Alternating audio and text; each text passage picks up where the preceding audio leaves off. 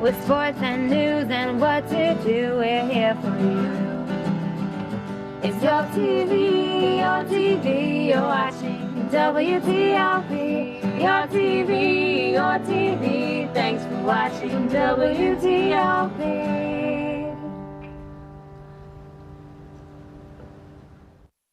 What's going on? Yeah, dude, we go on at like 11:30. It's like, No. what do you mean no? It's 10:30. 10:30? Yeah, it's 10:30. What do you mean it's 10:30? Hey, don't touch that. That's my ladder. Hey, man. Whoa. You know this book was already discounted 10%? Wow. Wow. Get a close up of that one. Matthew, Broadcast news. look at that. Can we go back inside? I want to sleep in the studio again.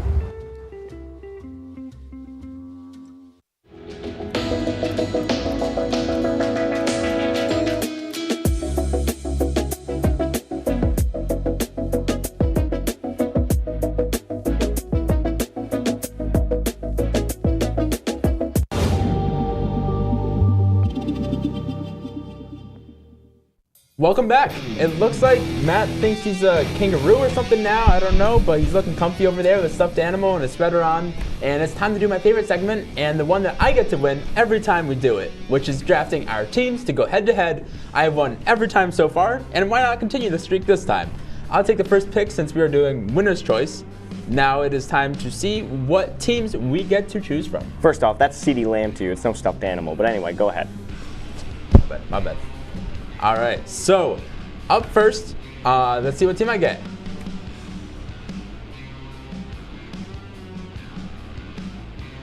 The Buffalo Bills. I am going to take Stephon Diggs. I was honestly trying to decide between Josh Allen and Diggs, but I'm gonna go Diggs. I'm just trusting the receiver up for. I like Diggs. He hasn't been doing great. I would have rather Josh Allen, but Diggs is fine. Let's see my team.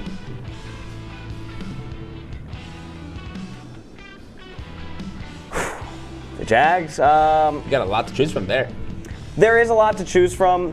I don't trust Ridley just because there's no Christian Kirk. I know that Ridley's been up and down. I don't, there's no Trevor Lawrence. So since there's no guarantee that Trevor Lawrence plays, I'm not going to take him. I'm actually going to take Evan Ingram in the tight end spot. Not with this Etienne? one.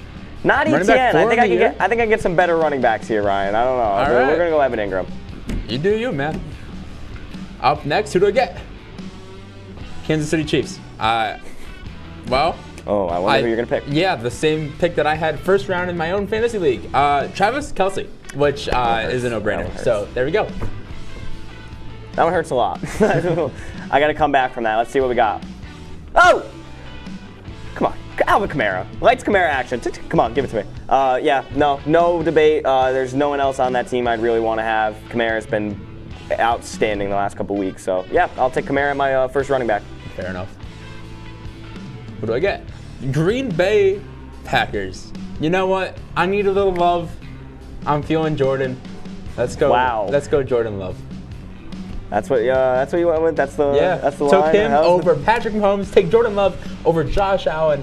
Give me Jordan Love over anybody. Jordan Love. It's just like your Tommy Tremble take. Let's see my team. All right, kind of like you, maybe not my best choice here, but I'm going to go with Austin Eckler. That hasn't been great the last couple of weeks. I think some bright days are ahead from Austin Eckler. He's got great matchups going forward. I trust that he's going to pick things up. I mean, he can't be as bad as he's been for the rest of the year. He's got to pick it back up. Did he leave the retirement home, though? I've heard that he's been going there. I don't know. Yeah, I don't know. I don't know. I think it got me there. All right, what's up next? Denver Broncos. I already took quarterback. I'll give Courtland Sutton a shot in my flex play. Courtland Sutton, he seems to be the receiver one there. He took over from Drudy. I trust Russ to cook and then just let him shine. You saying I trust Russ to cook was not on my bingo card. I don't think I've ever heard that statement ever, but whatever. We'll look at my next team. You can trust Russ all you want. I'm going to trust Amon-Ra St. Brown. Easy money there. Get my first wide receiver. I'm pairing him with great talent here. Bright days are ahead for me. I know I'm 0-2 right now, but so far I'm really confident in this squad, Ryan. We'll see your next team now. All right, let's see. Let's see.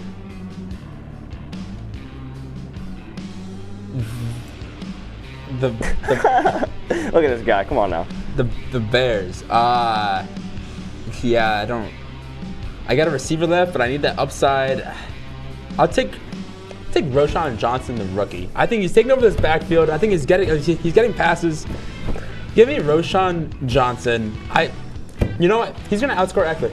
I'll call it right now. He might. The way things are going, that's probably what's gonna happen. But I don't see him, outscoring Kamara. And, potentially my next pick, I'll probably take another running back here. I think I will. I just talked about I don't want this guy, but I think I want him right now in my flex, Saquon Barkley. Would I rather 10 other guys over him in this flex spot? Maybe, but no, I'm going to take Saquon Barkley now. Who else am I going to take? Tommy DeVito? No.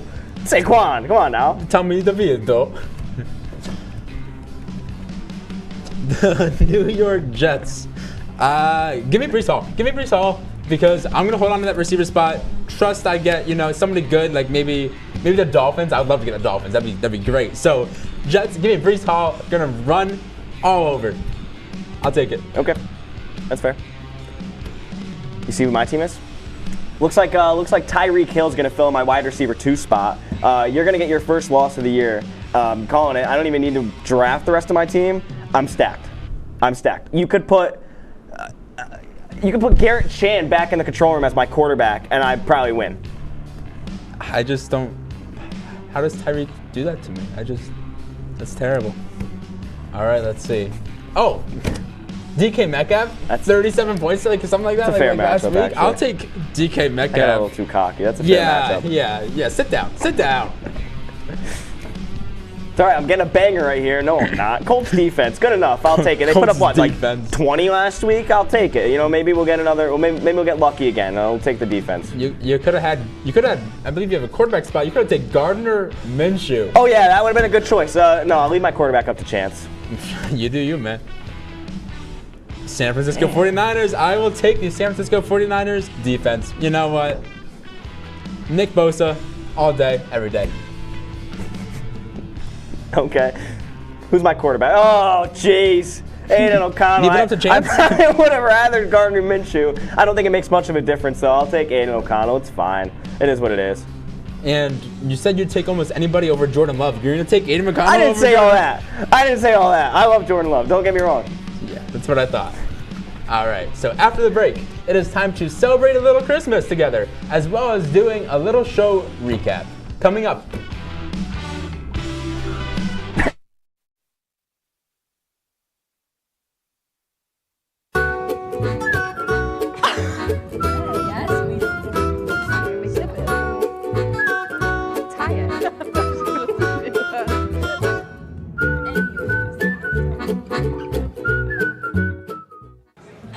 Put the keys down, Kevin. But I'm gonna drive home. There are several warning signs present that you shouldn't be driving. I guess I have really been looking for love in this dating app. Yep, I'm definitely gonna call a ride home.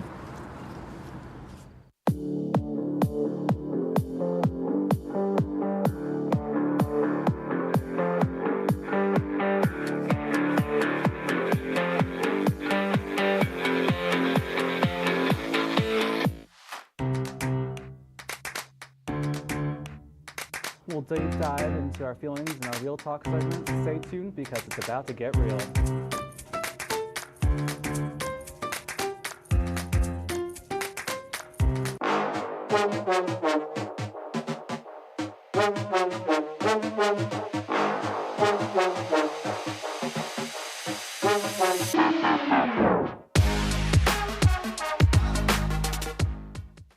What's going on? Yeah, we go on at like 11:30. It's like No.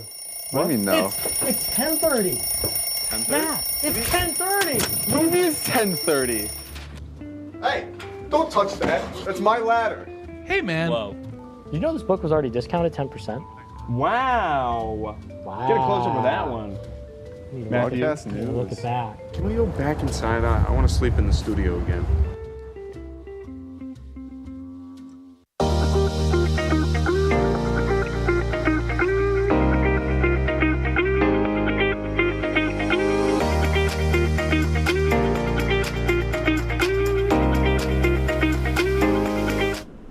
ho, and welcome back to Fantasyland. CeeDee Lamb has made it off the floor. He is okay, I assure you. No lambs were hurt in the break. Okay. Yeah, absolutely.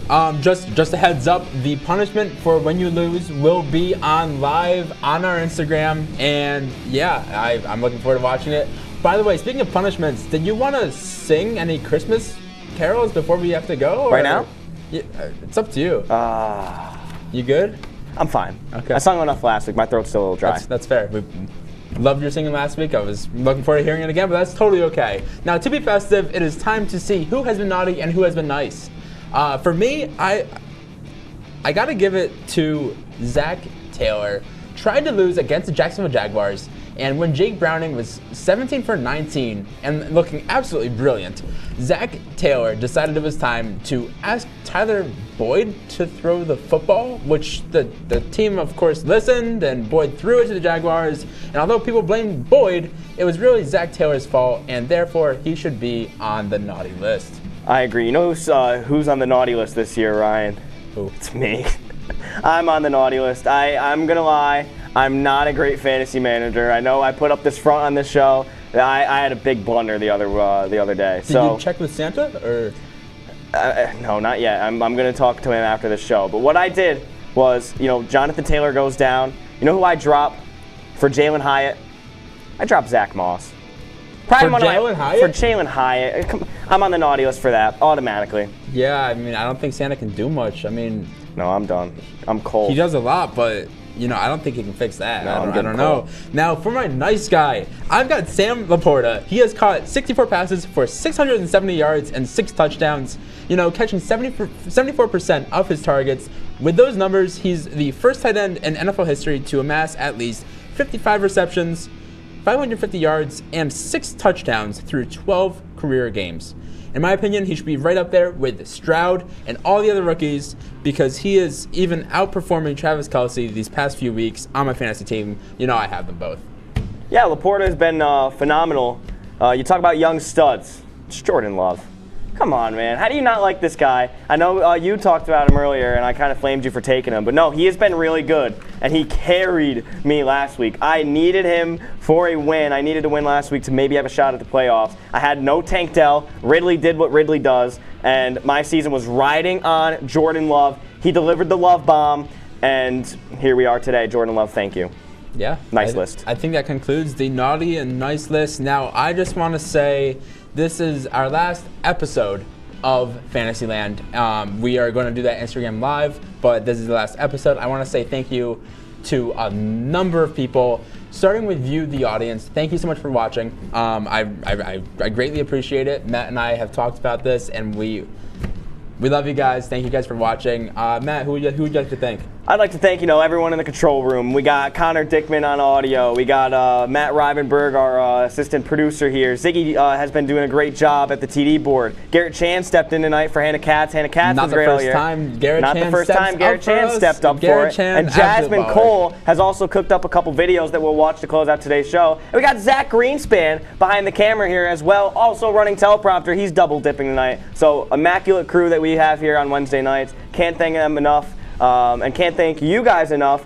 Check us out on Instagram, like Ryan said, at fantasyland.oswego. I think that's what it is. I think that's what it is. So we'll go with that. Check us out there. We'll post the lives. And yeah, thank you to all of our viewers. But before we go, we got to check out some of our worst takes this year because we weren't perfect. So let's see that. Maybe not you, but you got some in there too, buddy. Let's roll the clip. Come on, let's see it.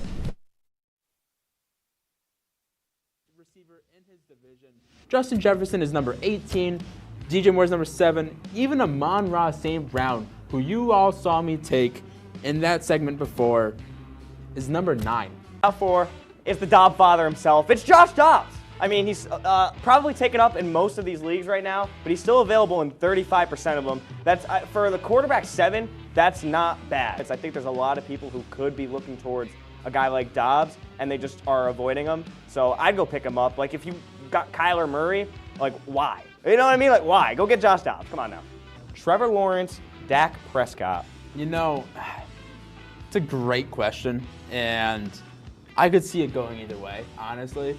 And for me, I would say Trevor Lawrence. It's Sam Howell, not by much. It is Sam Howell. I think he has a much higher ceiling than CJ Stroud does. They have very similar floors. I even think Howell has a higher floor than Stroud from what he's shown. It's like milk. That take aged like absolute milk. Like if I went and bought milk from Burn Dairy, put it out in the sun for about 3.5 weeks, that's what that take would look like. Yeah, that was rough, man. All right, now let's see what we did well.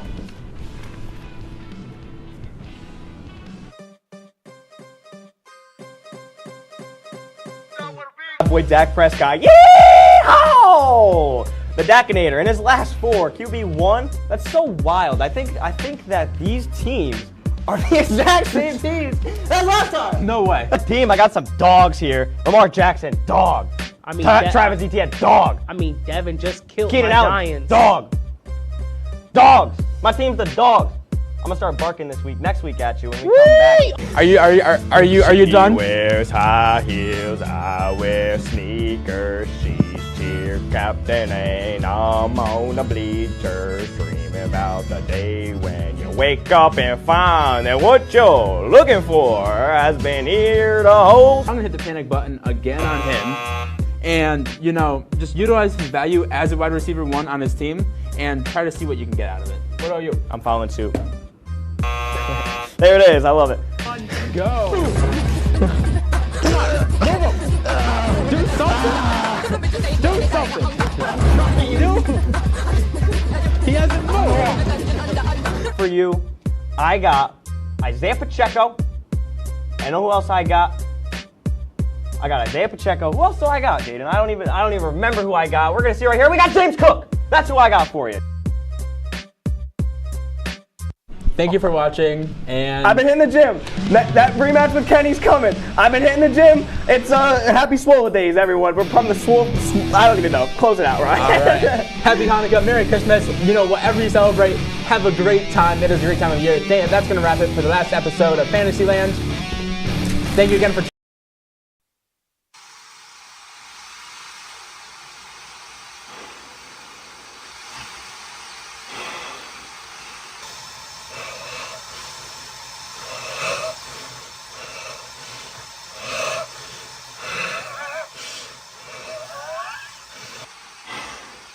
Matthew Sharamita, you're going down!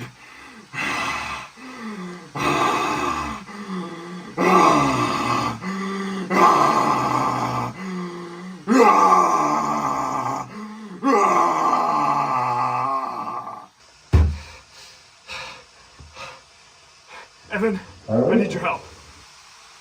What do you mean? You took away my crown. Please. You did save my life All after right. all. I'll call Emily.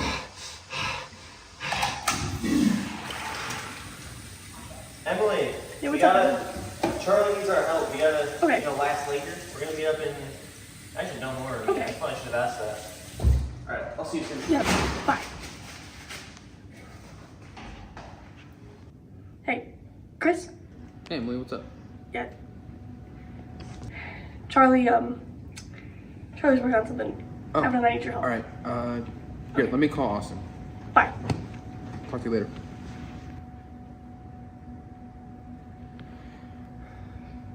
Hey, Austin. Yes, Chris? Charlie, he needs your help. Taking down Sharamita. You're taking down Sharamita. You in? Yep. After what he did to us. See you in a bit. Count me in. Sweet revenge.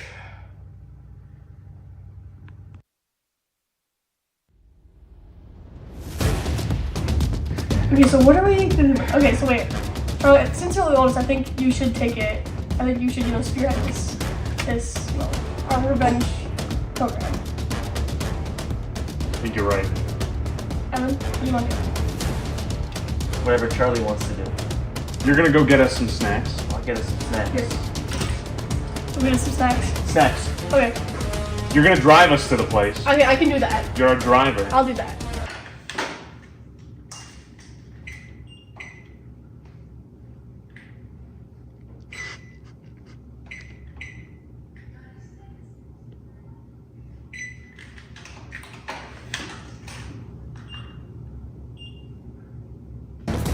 You're gonna get us the money.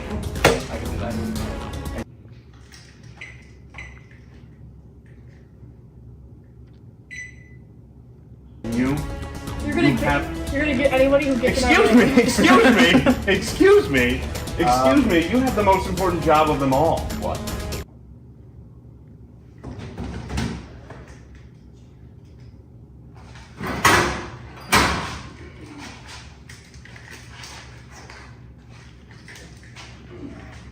Sit back, relax, and enjoy the show.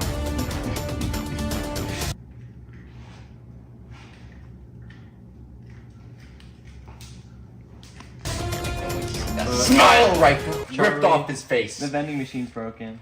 Oh, again. Sorry. Go to Walmart. I'll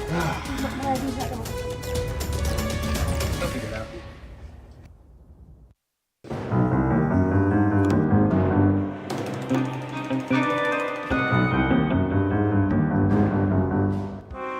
Oh, Matt Sharmina. I get front row seats to see your whole operation fall to the ground. Okay, I told you, I promised.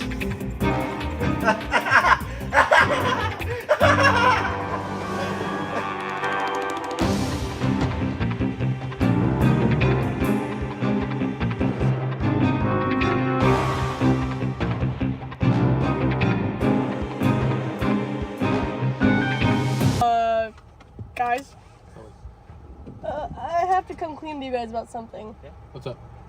I don't know how to drive. And whose car is this?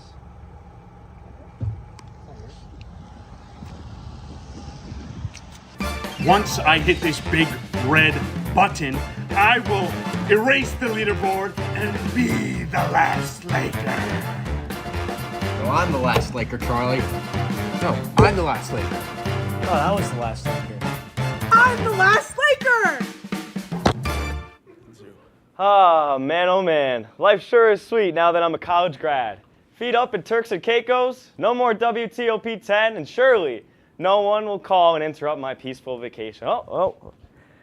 Just as expected, Dylan! What's going on, man? Sharmita, dude, this is bad.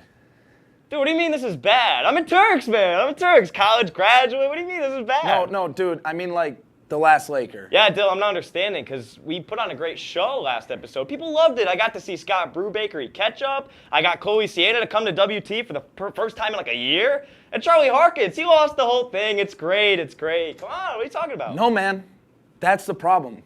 It's Charlie. He couldn't handle his loss. He got some of the other losers together and they deleted the scoreboard. Everything's all jacked up. How did, no, Dylan, that's impossible. Even so, couldn't we just lie to everyone at home? They don't need to know. They don't need to know. I'm afraid we can't do that. He's already posted about it on Twitter, and we all know how Charlie is on Twitter. Oh no, that's bad. I'm in Turks still. Maybe I could call my boy Skinner. He's got the telephone. Maybe I can call him, but. I don't care what you do, but you have to make it back here. I've already got a crew together, and we gotta go. I'll see you in a little bit. Knowing what to watch, so you just kind of sit there and wallow in self-pity? Well, try watching The Last Laker. The Last Laker.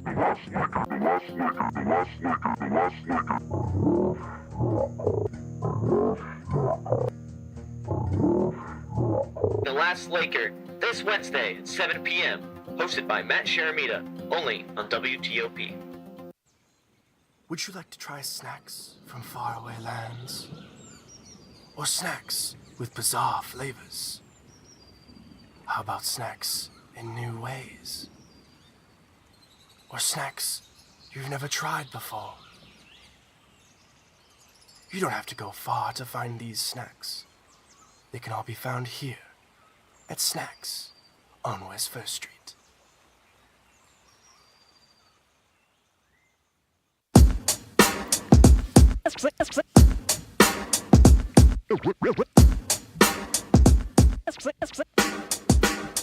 Yeah, we're walking around campus, and what do we see? All these clubs are looking. They looking for me.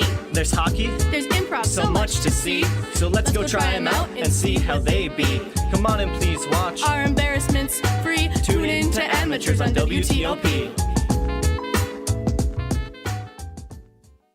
Happy Friday, Lakers, and another beautiful day here in Oswego, New York. I'm DJ Don Perone, and I'm happy that you're starting your weekend off right listening to WNYO 88.9 FM, the Laker Radio Network. I said, darling, can you see?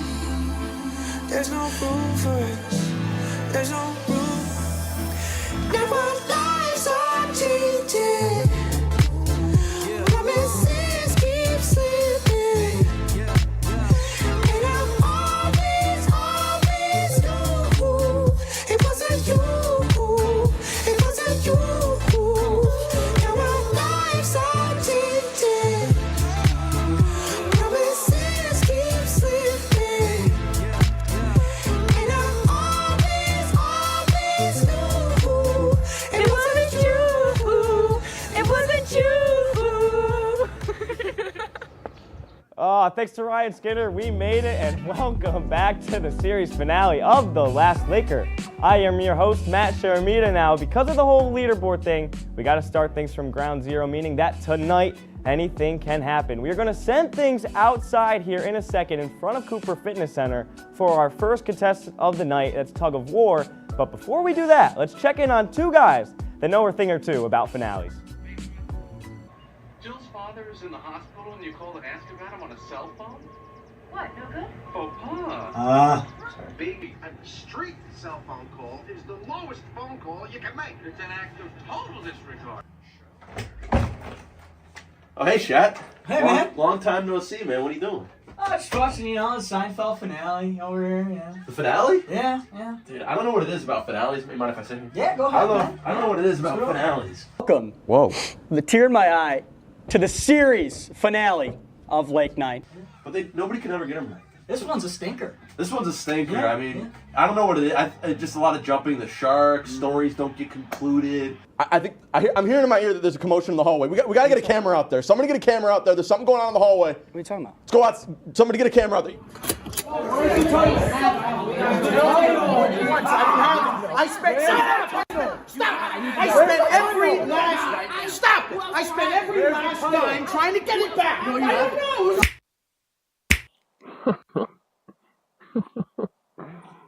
Just when you thought you had all the answers.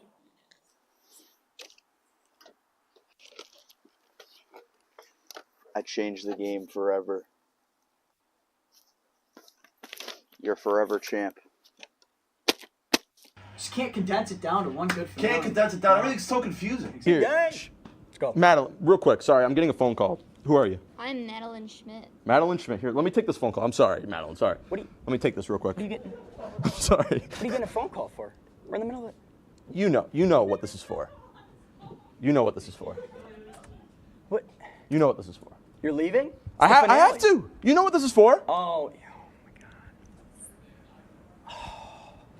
my God. Cassidy, tell You have so many open questions, and just makes you wonder what the producers, maybe multiple, were thinking. Bradley, where are you? It's time to end this.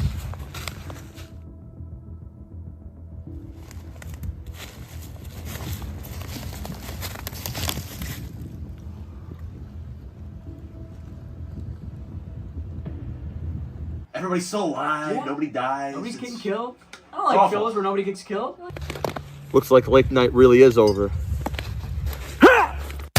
Finally comes to an end, and you're like, what did I just watch? This didn't solve anything. No, it didn't solve You just got a anything. cliffhanger, and then it's just done. We can dance if we want to. We can leave your friends behind. Yeah, what's the point of watching that? Absolutely. It's unbelievable. Unbelievable. Yeah. They should really go back into the good old days. Just black and white, no sound, Yeah. just clear cut. Give me what I want as a viewer, Yeah, I think you're cooking a little bit. Yeah. Shat. Leave more to the imagination. Yeah, like the old Charlie Chaplin days, Yeah. the good old times, right? Absolutely, yeah.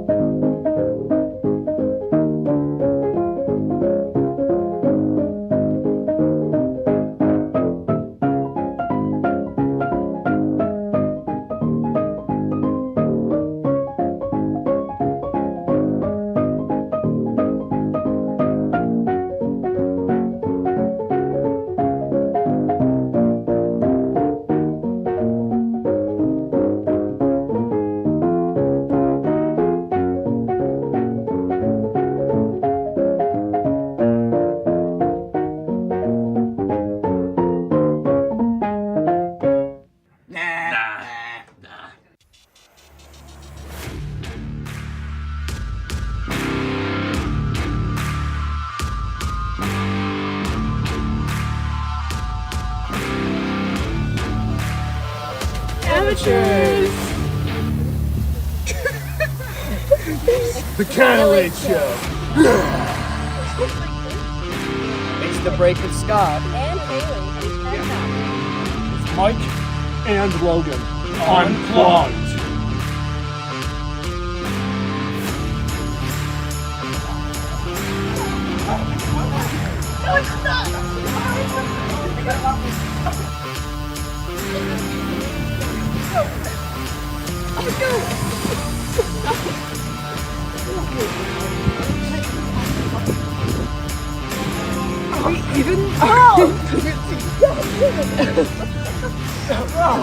Game. It's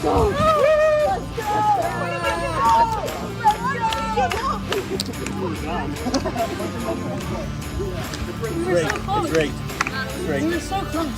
It's rigged. It's all rigged.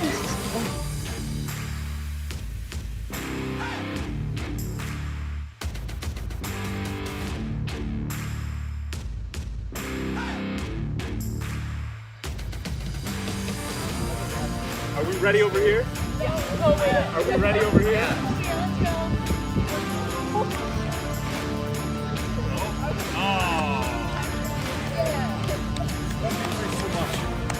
You know what? I think I need Logan. Logan, I can't beat Scott, Natalie, and Kaylee on my own. I need your help. I'm trying. I'm on my way. It's time.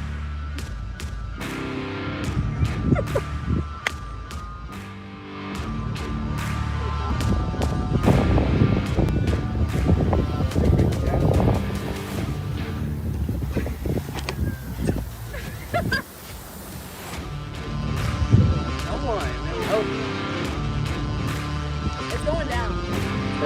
It's going down. It's about time. You're gonna break another nail for this. Why are you a part of this, Natalie?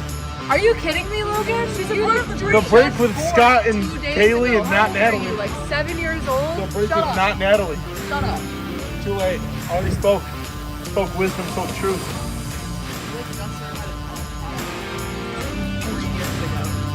Whatever. Just because I've got skinny on doesn't mean I have a small brain. I hope.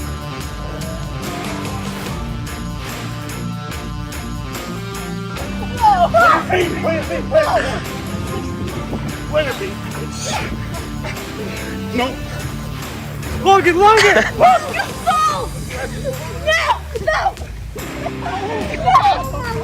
I lost grip. I lost grip. Ow.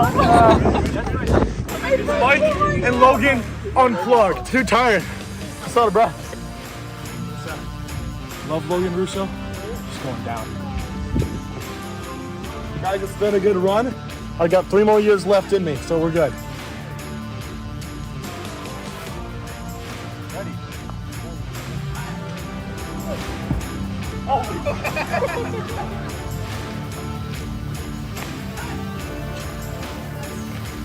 I'm the last Laker.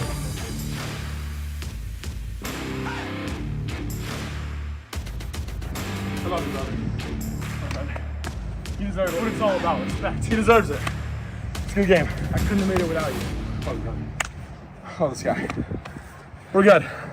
Yeah. Last Laker right here.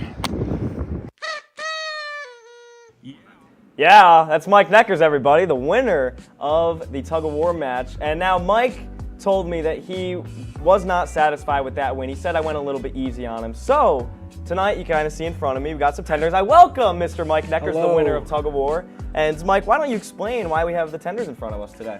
So, I believe what we're doing is a tender eating contest. Joey Chestnut style. Joey Chestnut style. So I don't have any water to dip it into, but we're gonna go head to head and see who can eat these faster. Mike Neckington, I like that. Mike Neckington. Who's that? Fulcrum? Fulcrum, come in. Yeah. Anyway, we're gonna eat some. Tenders here. I think I gave us like 2 minutes to do it, but we got 3 tenders. Whoever has the most done in 2 minutes. Oh, I gave us 3 minutes. Sorry. Okay. Whoever gets the most tenders finished wins. Yeah, let's do it. All right. I think I'm losing. Can someone in the audience give a countdown? Well, from 5. 5, 4, 3, 2, 1.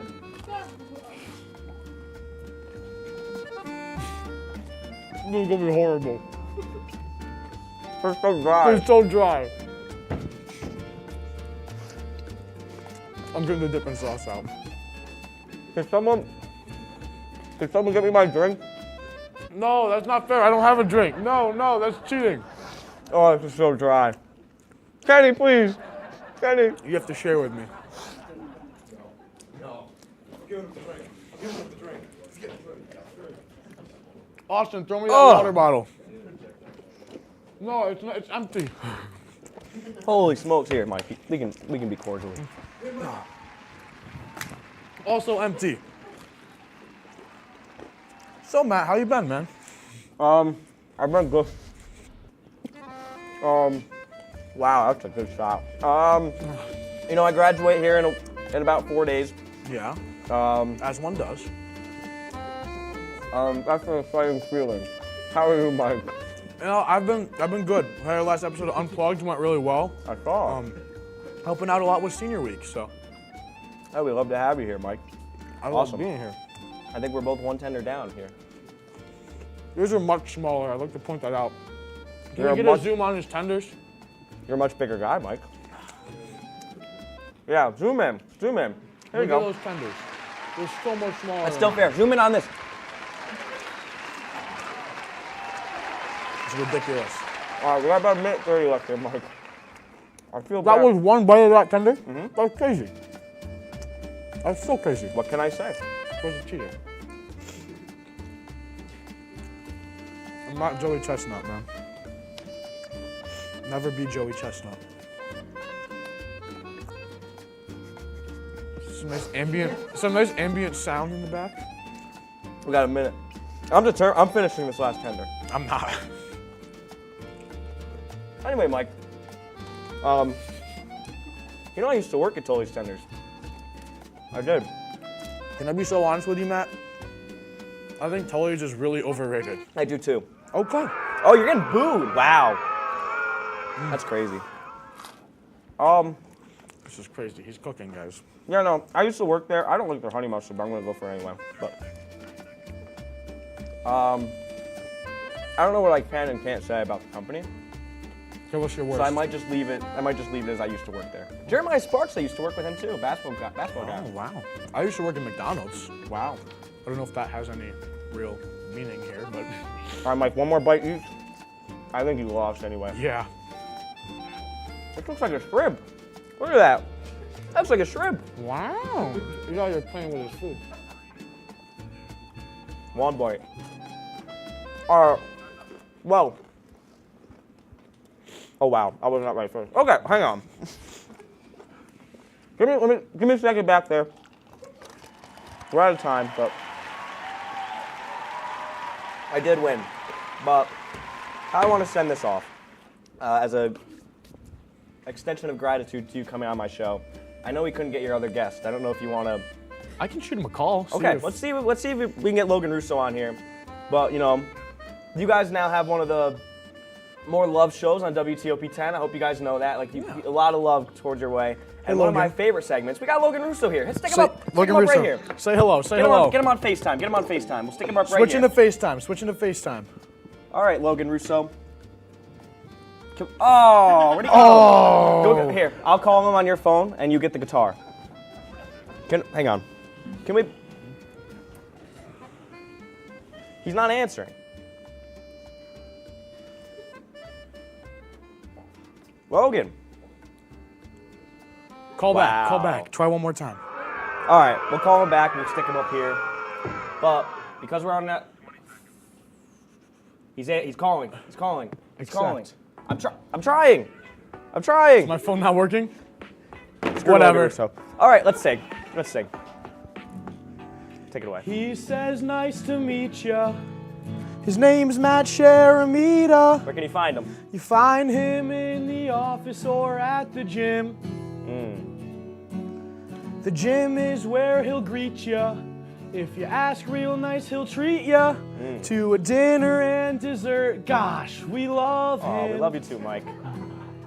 Matt Sharamita. Matt Sharamita. Matt Sharamita, yeah. Who we talking about? Matt Sharamita. Matt Sharamita. Matt Sharamita, yeah. Matt Sharamita, yeah. Wow. Thank you, Mike Neckers. Thank you. We're going to break. Stick around. Sea levels are rising. The cost of living is only going up, and the world is coming to an end.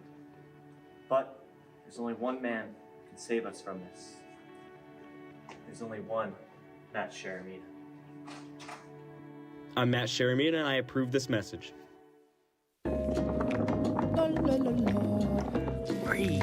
La la la la la la. La la la la. Freeze.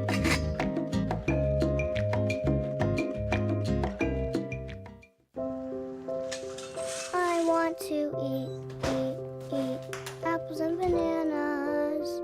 I need to eat apples and bananas. Why can't I eat apples and bananas? Support the Feeding America nationwide network of food banks to help provide meals to those in need. Join us at feedingamerica.org.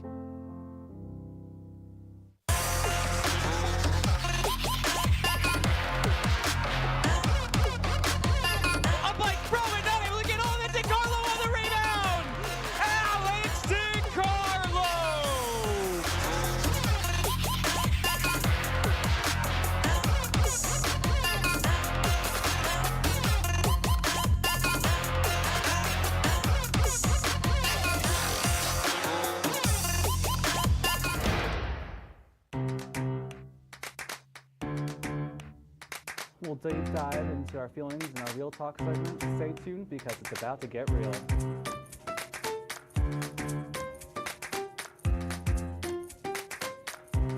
And it could be your last chance to see one occur for 2 decades, as the next time one will be visible over the continental U.S. He's May 84. Yarrow told police in the hospital that he had pressed the doorbell and waited. They mix with oxygen and nitrogen. They become briefly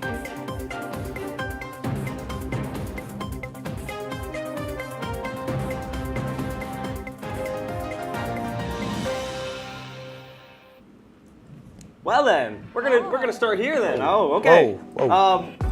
Who are these guys? You go first. Guys, I can't believe that you haven't done this already, but it's time to say hi, Mom! Hi, Mom! Can we get that full screen up there? I know we don't have a graphics op. Let's get that full screen up there. Hi, Mom. Hi, Mom. Hey, we can keep going. So hi, Mom. Yes, hi, Mom. I just wanna say I finished packing up for break. I know Dad's gonna be up here. Hi, Dad, as well, I guess. I'm always remember the dads. But I'm all packed up and I'm ready to go. So I can't wait to see you guys. I can't wait to be home. What do you got, Jake? Hi, Mom. I just finished packing to come home for summer also, and I got some great news. First of all, this graphic is covering me. Second of all, I found a wand zone under my bed while I was cleaning my room, and okay, here's the good news. It was still good, at least good enough to eat. I don't know exactly what kind of wand zone it was because the meat was a little, it's a little iffy, but you know me, big man gotta eat, so I ate, and it was delicious. I'm gonna actually throw up. You're like the most disgusting person I've ever If the been with. If the Tomcat's good, the Tomcat's good. If it's good for the Tomcat, it's good for me. Oh boy. Hi, Mom. I graduate on Saturday. We gotta do snaps. I graduate on Saturday, and I'm leaving a place that I now call home. And I'm leaving a bunch of friends and people that I made along the way. And yeah, I'm inspired by everyone in this room. I want to thank, everyone here at WTOP-10 for giving me this opportunity to do stupid things like this, do my sports stuff on air, and then also just thank a bunch of people that couldn't be here tonight as well. I'll give them their thanks in person, but thank you also to my mother for encouraging me, watching my shows all the time, and just telling me how to do better, and my dad as well. So thank you, Mom and Dad. Hi guys, I graduate Saturday, and I needed to add some sort of senior send-off thing in the show. No, I think it's great. I always think it's great to throw some props to your parents. They helped you get to the place you want to be, so thank you. Thank you to everyone. Able to give props to other OPs. It's kind of the nature of the show. So just so we could formally introduce you guys, Jake McVeigh and Patsy McFeely. We've got some lower One Too thirds. Many. And then Raina could not be here tonight, but she is also typically on this show. She's too busy. She's being an overlord of her own dimension, so she's a bit busy right now. A little preoccupied. A little bit. Well, anyway, I'm getting word that the Great Laker War is still well underway, and they're really close to a winner. So we're gonna head back outside, and we're gonna get a check-in on the Great Laker War. Hi, Mom. Bye, Mom. It's been 3 days since the start of the last Laker War. What started out as a friendly game of assassin turned into full brutality on all fronts. I can't remember the last time I slept. You never know who was right around the corner. Out of food, out of bullets, and right now, out of options. How many more men do we need to lose before Sharamita puts an end to all this? I just know that if I don't find help quickly, I'll be next.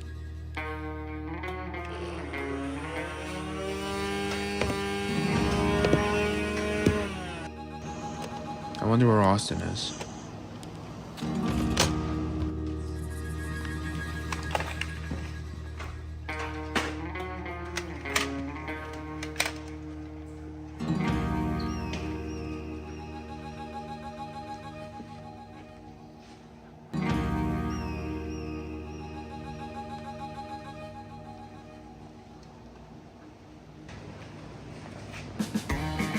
Chris? Austin? I used my last bullet to save you. You owe me one, alright? Alright. What are you gonna do now? Yeah, I'm out of ammo too. So what's the ammo? Ryan? Yeah, that's me. You're in this? Yep. Oh. Do you have any extra ammo? Really? I know a few people. He doesn't even have a original It's fine. Whatever. All right. I know people. Do you want me to take them to you, or no? As long as you can get us ammo, yeah. Yeah. All right. All me. All right. What are you doing? He's taking a souvenir from the Terminator. These look nice. How do I look, boys? Very nice. Let's go meet these people. Hey guys, I'm here for the class.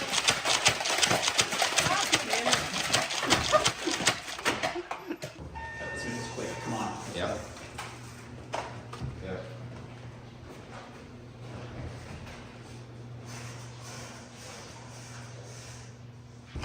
Chris, get down!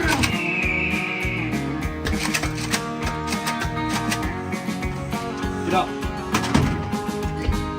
That was way too close. He had the element of surprise and still lost. Oh, quite sad. You need to go smooth. No blasting. Okay? You know that's not how I do things, but fine.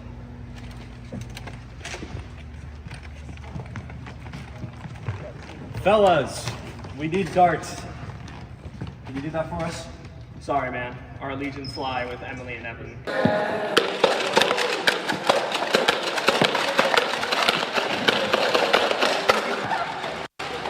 I think I got hit already.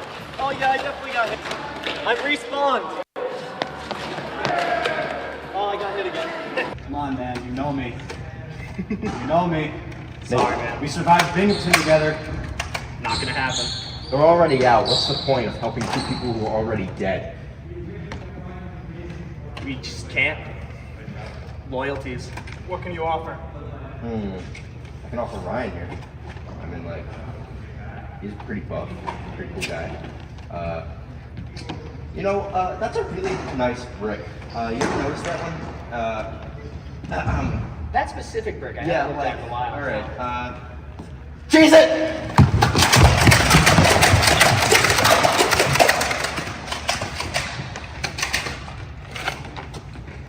All right.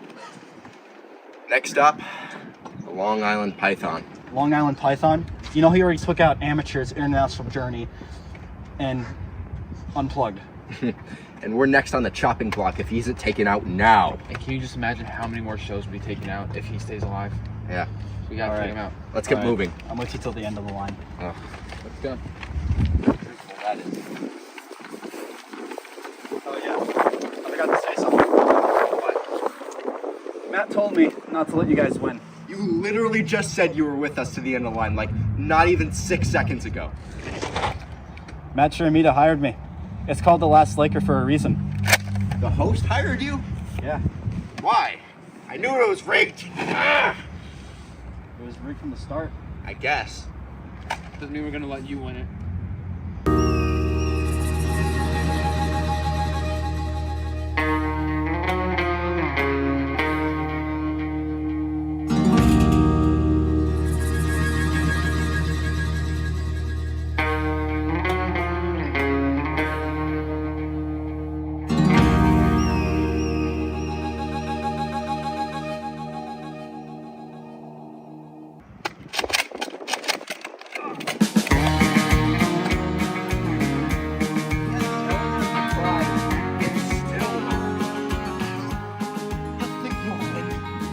Matt's got plans for you.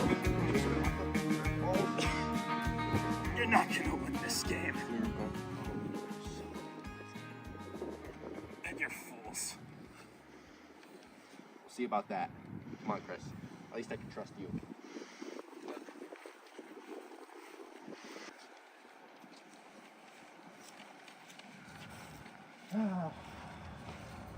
Sammy even trails today. He said he wouldn't. Now all we gotta do is just go take out Long Island Python and then we're good. You see, Right, Austin? the thing is, Chris, Austin? Long Island Python's already dead. I got him one of those snoozing behind the set. Charlie Hartkins, such an easy target. I'm sorry it has to be this way. It's not you, too. It's not the last Laker. It is the last Laker, not the last two Lakers. I'm sorry. Oh my! Chris, I was joking! Chris, he's not actually dead! Oh my God, it was a bit! Oh my! All right, just pleasure. Chris, stay with me, buddy. Chris, who's gonna edit Entertainment Breach? Me! It's so much work. Fine. Where do I go?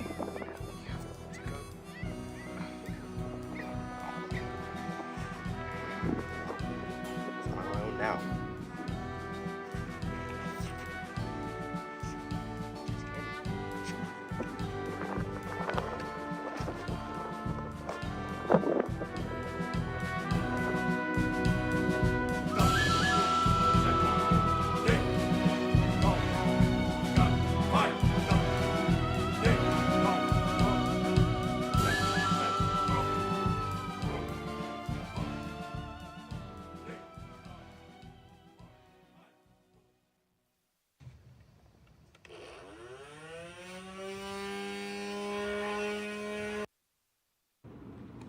Oh, hello. I was just working on a multi-million-dollar lawsuit for one of my clients.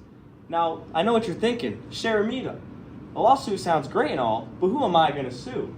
Who can you sue? General Manager Mike Griswold, your VP of Prod, your OP Director, your Assistant OP Director, your Sports Director, your VP of Human Services, your HR and Communications Representative, your DEI Representative that we don't have, Mike Cleland, Michael Rickey, and so much more. The possibilities are endless. How about that teleprompter girl that screwed up your script on Nightly News? How about your Nightly News producer, Kaylee Richmond, or your Nightly News producer, Natalie Barden? How about the VP of Nightly News? The possibilities are endless. But Sharamita, how can I sue these people and institutions? I have no grounds. Do me a favor. Let me answer that question for you in person. Better call Sharamita. I know kids worry about a lot of things. Getting enough food to eat shouldn't be one of them. Through a nationwide network of food banks, Feeding America serves virtually every community in the United States. See how you can help your community. Visit feedingamerica.org. Yes, we sip it.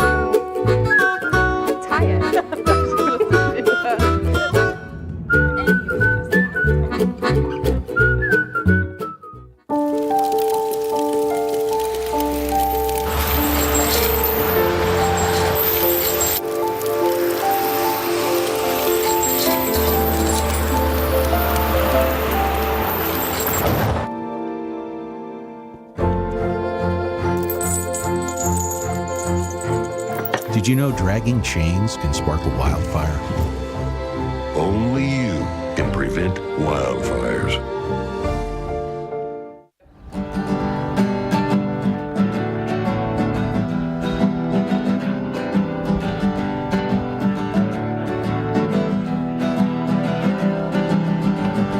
We're here for you, we're here for you. This is your channel too. With sports and news and what to do, we're here for you. It's your TV, you're watching WTOP. Your TV, thanks for watching WTOP.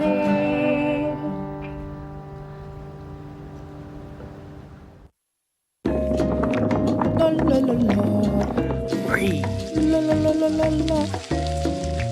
La la la la. Freeze.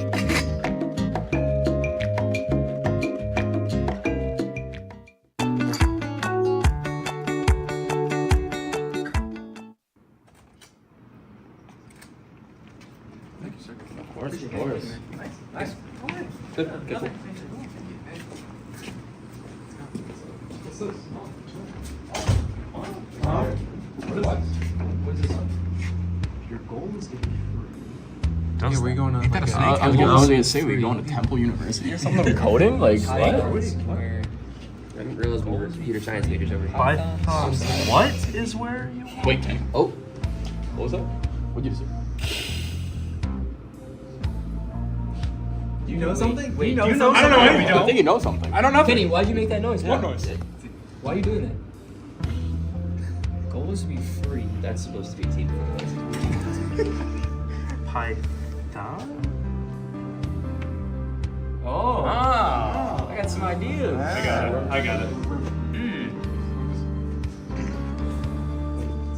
Isn't there something about an island that's long and a python?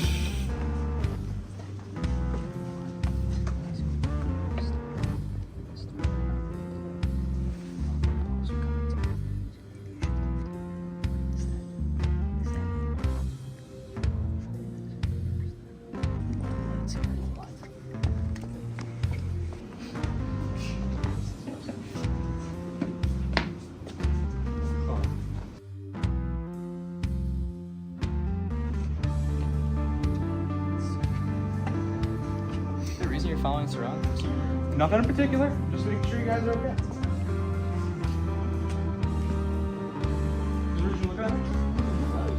You guys are standing there. I don't know. No, there's no reason. You guys can go look. Keep searching. Oh, be careful there.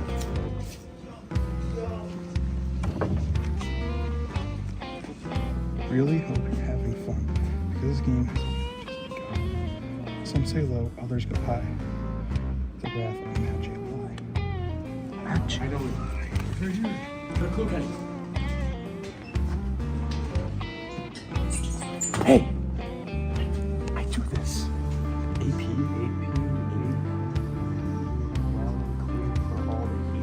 Never heard of that. What are you talking about?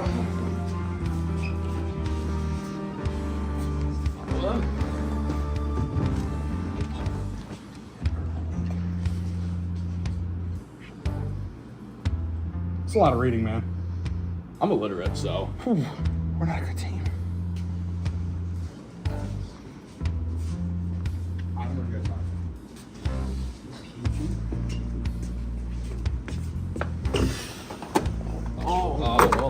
Okay. Smart guy. Can you race?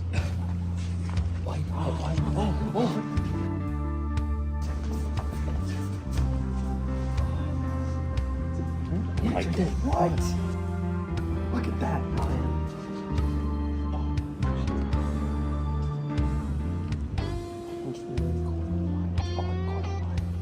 It's on.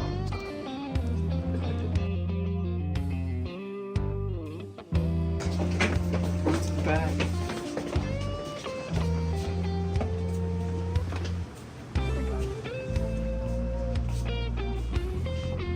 Wait, a clue. What? Where's Spees?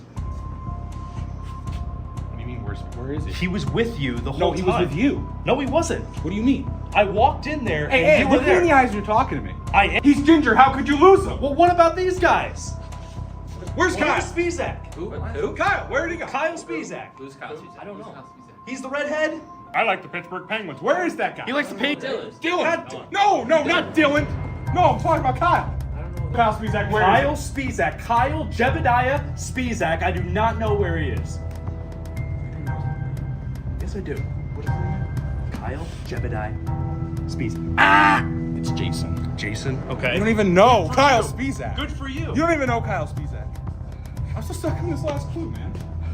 Listen, we can get over it. Okay. I'll forgive you. It's a Mohan thing. Yeah, it's a Mohan thing. Alright. You know the dentist? Might be over there. You know where it is? You know where it is? The dentist? The dentist, yeah, the dentist. Oh, that. I was wondering where Kyle's wire is everywhere. Why is it? Whoa, hey, hey, Whoa. Where's Zach? Guys, Who's that? where'd Mud go? Malamud. Oh, Laker no Connections. door. Laker Connections, yeah. Ben, He was right there. He was right next to Ben, you. he was right Ben, there. where did he go? He went in the door. He's not in the door. What do you mean? It's locked. Well, he locked it. Where'd he go? Where did he go? Now you know how How it do feels, you know how doesn't we it? feel? It Right sucks. in the door. Did you check the basketball court? He's always there. Did you check? No, he can't get to the No, basketball. is he with Jeremiah Sparks right now? Is he on the couch? That's a potential there. Is he on the couch? And Kenny, you were grabbing me when the lights came back on. You scared me. What is going on? You scared me. I think Were you holding me back because you guys took my friend? No. No, I'm tired of this. Where did he go? Okay. Where did he go? I don't know. I am as confused as you are. What is that? Whoa, hey, don't hurt anybody. Don't hurt anybody. What is that? What is that? I'm gonna go look for clues. You guys are taking too long. I'm going to look for clues. Zach! Ben, let's check back there. Okay. Let's He's go. not in the bunk camp. Kenny, he's Yeah, gonna right. get hired. We got it. Where are you? All right. Well, why? He's not behind the posters. What's going on back? Maybe, Wherever everyone else maybe he's go. like behind the TOP sign. He could be. Let's check. You guys go check. I'm gonna keep checking up here. Zach. Oh, that's good. Water bottle. I can't get to the top of the ladder, right? Went up ladder. Here.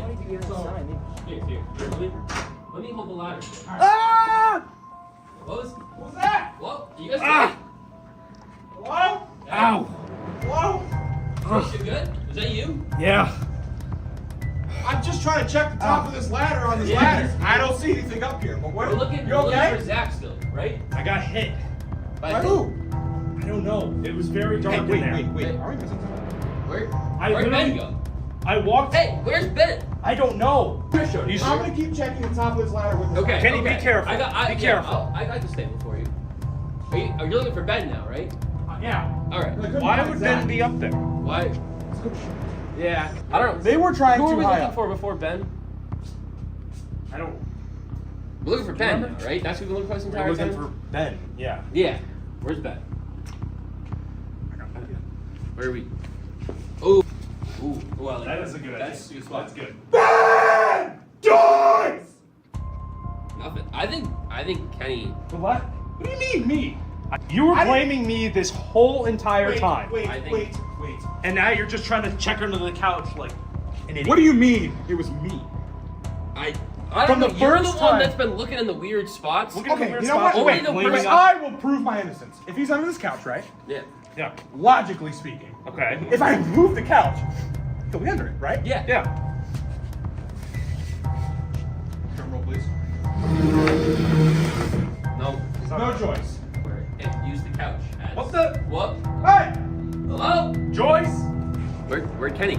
Yeah. Brooks. You're done. What? No. It was No. me all along. What do you mean it was? No, it was Kenny. I thought it was Kenny. No, it was me, buddy. What are you Yeah, doing? I know we're on the same show, but it What? doesn't No. matter. Come on. Ben, Stick to sports, man. Spizak, Zach, Stick to sports. Joyce. You're done, What do you buddy. mean? No more stick to sports for you. No. You're done. No. Kenny and Kyle is done. Laker connections, done. One half of stick to sports, out of here. It's unfortunate, but they're out of here. I am the only sports talent that deserves to be here on WTOP-10. I'll say it before, and I'll say it again. I'm going out with a bang.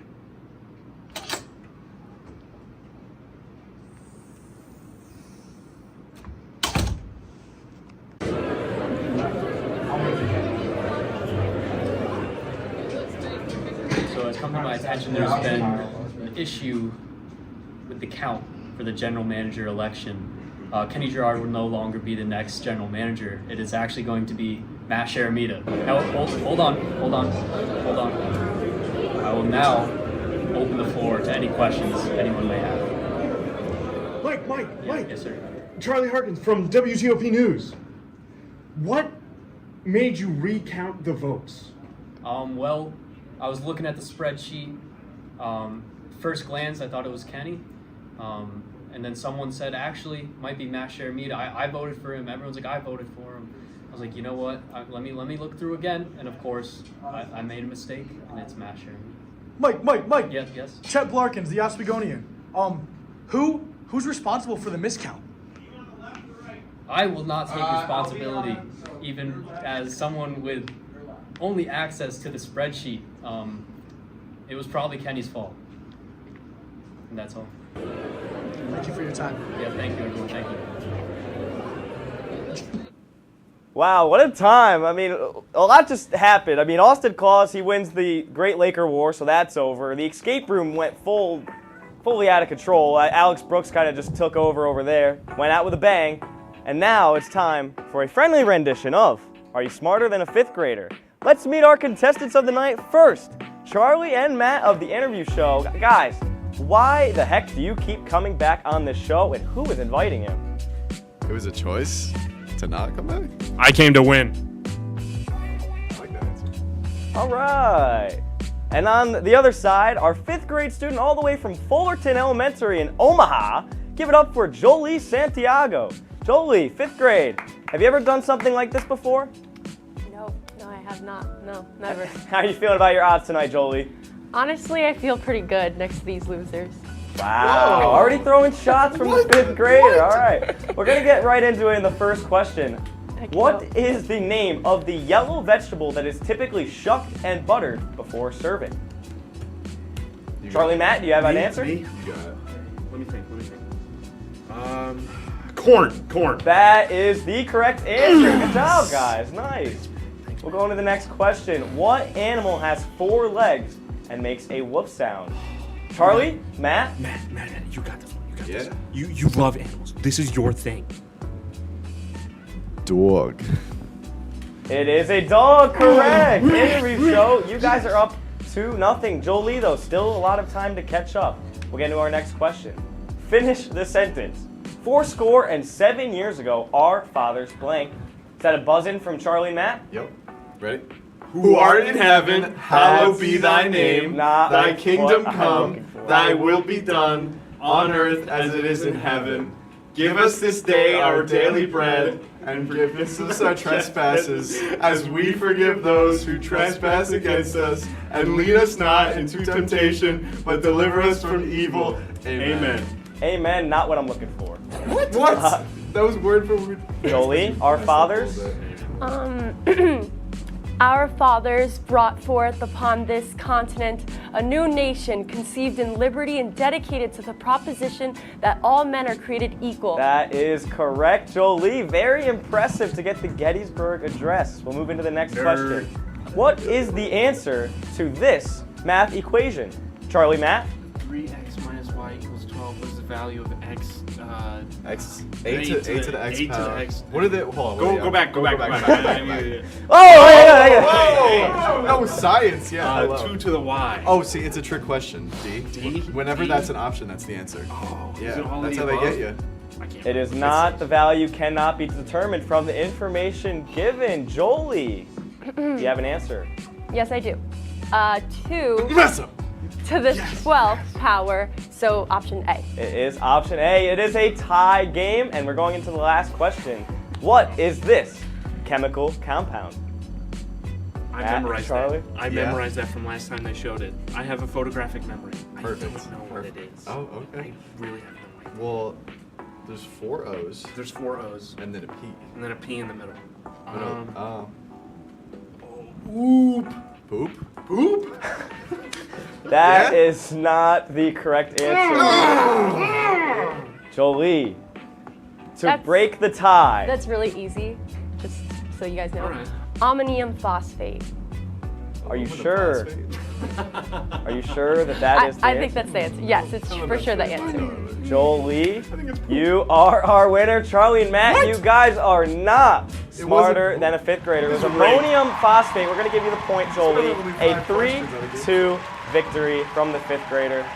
And we'll see you in the final round. We're going to come back from break here in a second, and we're going to have all of our winners from our contest. We have Mike Neckers, Jolie Santiago, Austin Klaus, and Alex Brooks, all the winners, will join us right here, and we'll see who will be crowned the last Laker right here on WTOP-10. I had a good thing going until my GM accused me of stealing from the equipment closet. Better call Sharamita. I had a good show until I apparently swore on air. Now I got life without parole. Better call Matt Sharamita. I'm Matt Sharamita. Did you know that you have rights? The Constitution says you do, and so do I. I believe that every man, woman, and child is innocent until proven guilty. And that's why I'm here for you, Oswego. Hey there, I'm Al Roker, class of 76. Yes, way back in 76. Back when the earth was cooling. You're watching WTOP.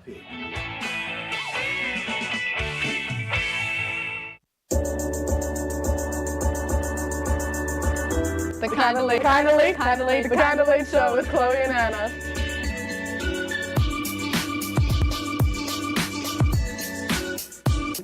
Like licorice, Twizzlers, absolutely nasty. The thought of turkey is just nauseating. I think you're wrong, is what I think. You think I'm wrong a lot of times. I do think you're wrong a lot. When you look at the number of disasters in the U.S., chances are every area will deal with some kind of emergency in the next decade. And between school, sports, and social lives, chances are you won't be with your kids when it happens. Will they know what to do? Ready.gov/kids has the educational tools and information to make the conversation easy. When the time comes, chances are they'll feel prepared, not scared. So talk with your family today.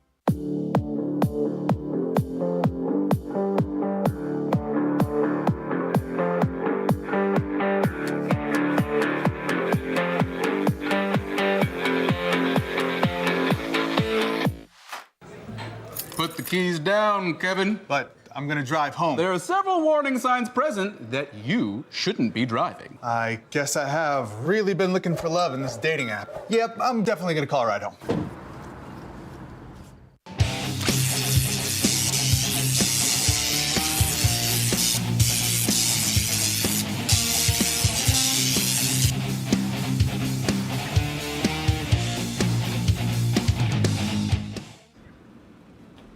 And welcome back to the Shermviver special of The Last Laker. I'm caught on the chair here. Oh, I thought that was gonna be way cooler, man. And welcome back to the Shermviver special of The Last Laker, where only one person will be crowned tonight.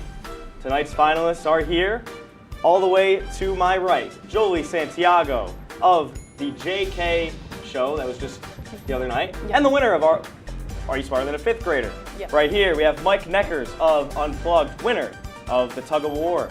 Austin Klaus of Entertainment Breach, winner of the Great Laker War. And all the way over here, the winner of the Escape Room from Stick to Sports and Port City Rising, Alex Brooks. Now guys, there can only be one winner tonight. 3 of you are going home. Are you okay over here? Chris, why did he actually have to die? He's still recovering. He's still recovering. It's fine. Well, Try to give him advice. We're gonna come over to Jolie. I want to get away from you. Jolie. Hey. How do you? I'm still stuck in this chair. I'm gonna go there. It's gonna be okay. How are you feeling about your chances to win tonight? I'm feeling pretty good. I mean, this guy's crying. You just won Tug of War, and he kills people, so I feel like I'm good here. You have it in I'm good your over hands here. if someone goes to you. Yeah, I feel like your chances are pretty high. You know, we got a lot of guys that kill people over there. He's mourning a loss. Stay away. He would've didn't just even win buried the the chicken weapon. tender contest. Yeah. Mike, do you feel like that's affecting your chances? I have been rodeo. thinking about that. It's been stuck then in why my are head you ever holding since. this? But to be fair, your tenders were smaller than mine. You could have threw it away. That's true. This is true. We'll see if the audience at home has put that into consideration. Alex Brooks. Yep. You killed off your friends. All of them, actually. Yeah, it was tough. And you won the final battle in the escape room. Yep. Was it worth it? Oh, it definitely was. It really was. If I can be the last Laker, that is my last thing before I graduate. It's gonna be the best thing ever. Well, we'll see. The vote is in, and I have news that the audience at home has voted between Jolie, Mike, Austin, and Alex. I'm caught. They made a vote for the last Laker. And I will announce that winner really soon. The winner of the last Laker is one of these people here at the podium. The winner. All hail Matt Sharamita. All hail Sharamita. All hail Sharamita. All What's hail going on? Sharamita. What's going on? All hail What's going on? Sharamita. What's going on? All hail Sharamita. Is it me? All hail Is it me? Sharamita. All hail Sharamita. All hail Sharamita. Was it me all along? All hail Sharamita.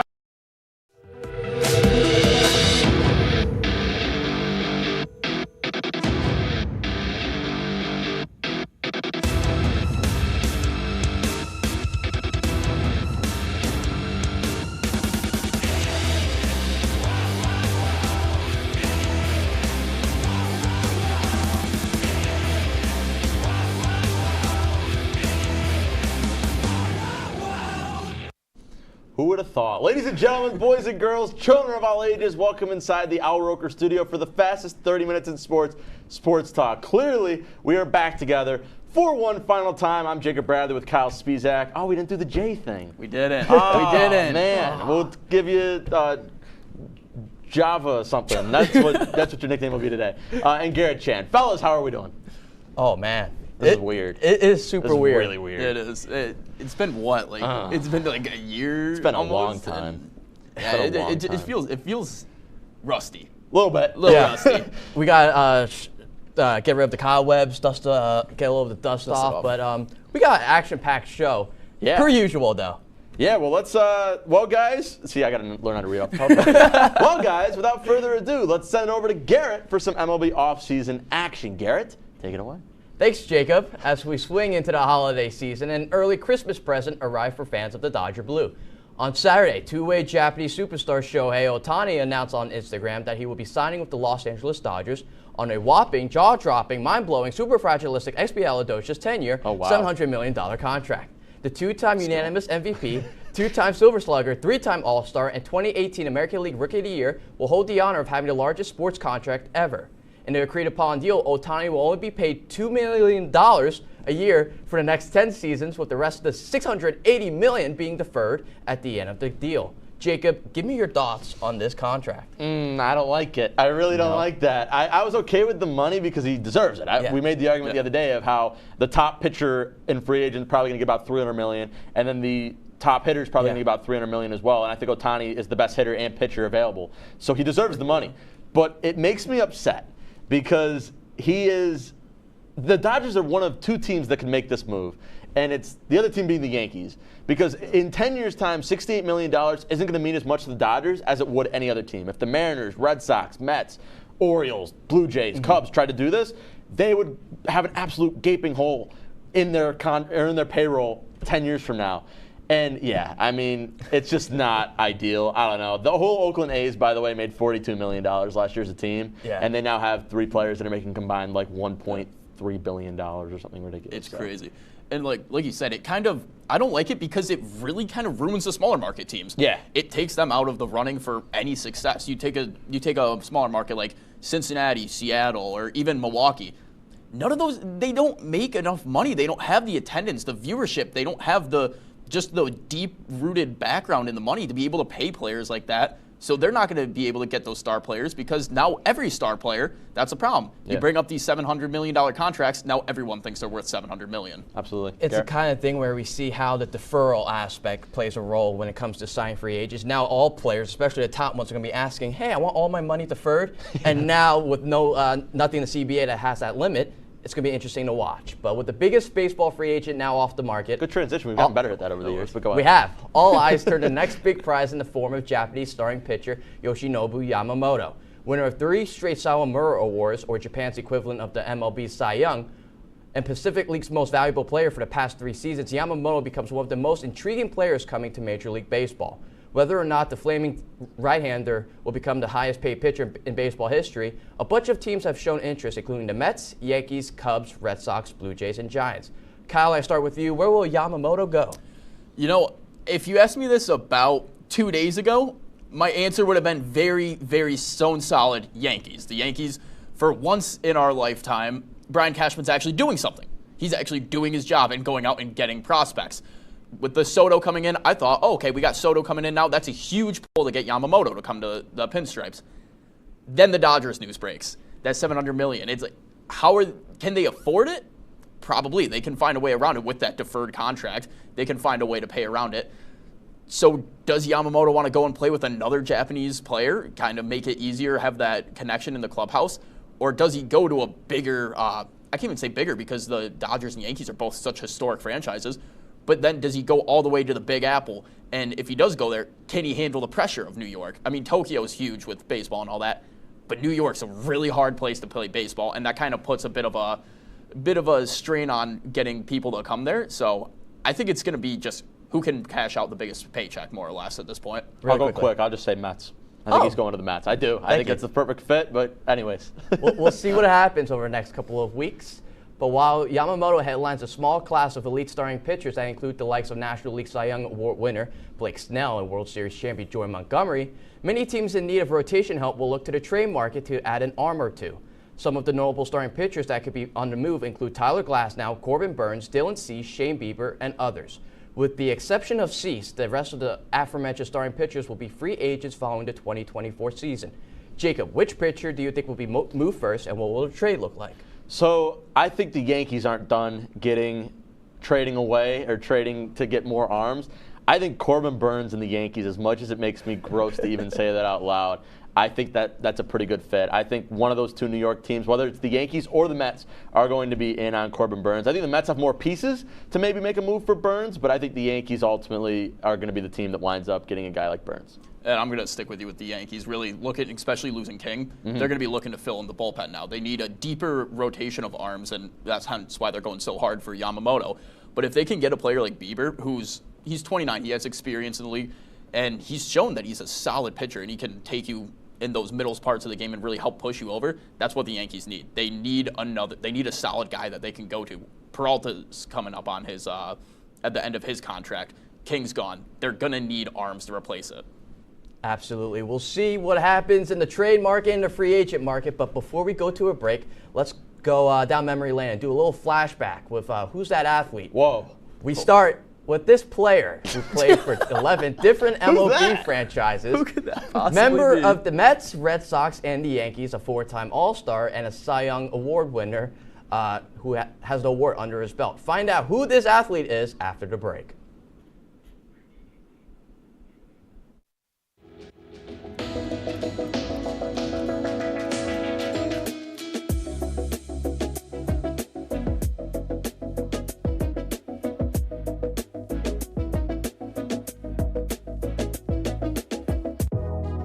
Welcome back to Major Discussions.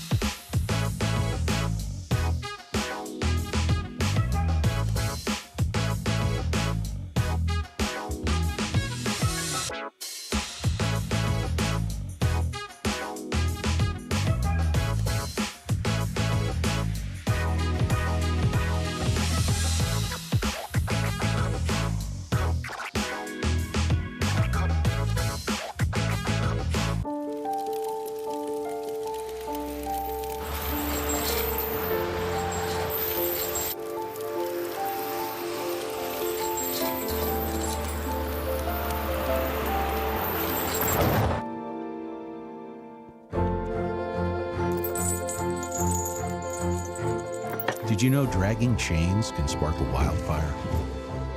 Only you can prevent wildfires.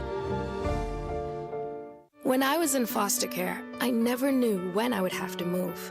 So I always had my suitcase ready to go. Then one day I was adopted. My new parents opened their hearts and home to me. My parents cook my favorite breakfast for me every morning. My parents take me on trips I never thought I would go on. They gave me a home and an even better reason to use that suitcase. My parents aren't perfect, but they're perfect for me. Hey there, I'm Al Roker, class of 76. Yes, way back in 76. Back when the earth was cooling. You're watching WTOP.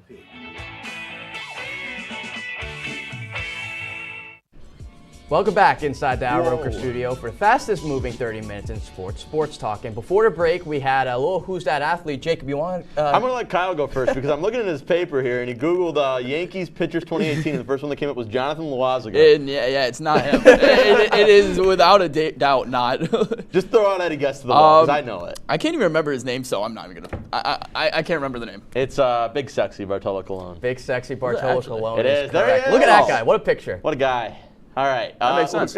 Moving swiftly on. This past weekend, the NFL was exciting, but perhaps the biggest takeaway from this week was the flea flicker play that the Chiefs made against the Bills that was overruled due to Kadarius Toney being clearly offsides. In video footage post-game, Mahomes is seen complaining to the referees about their decision to call offsides to Bills quarterback Josh Allen.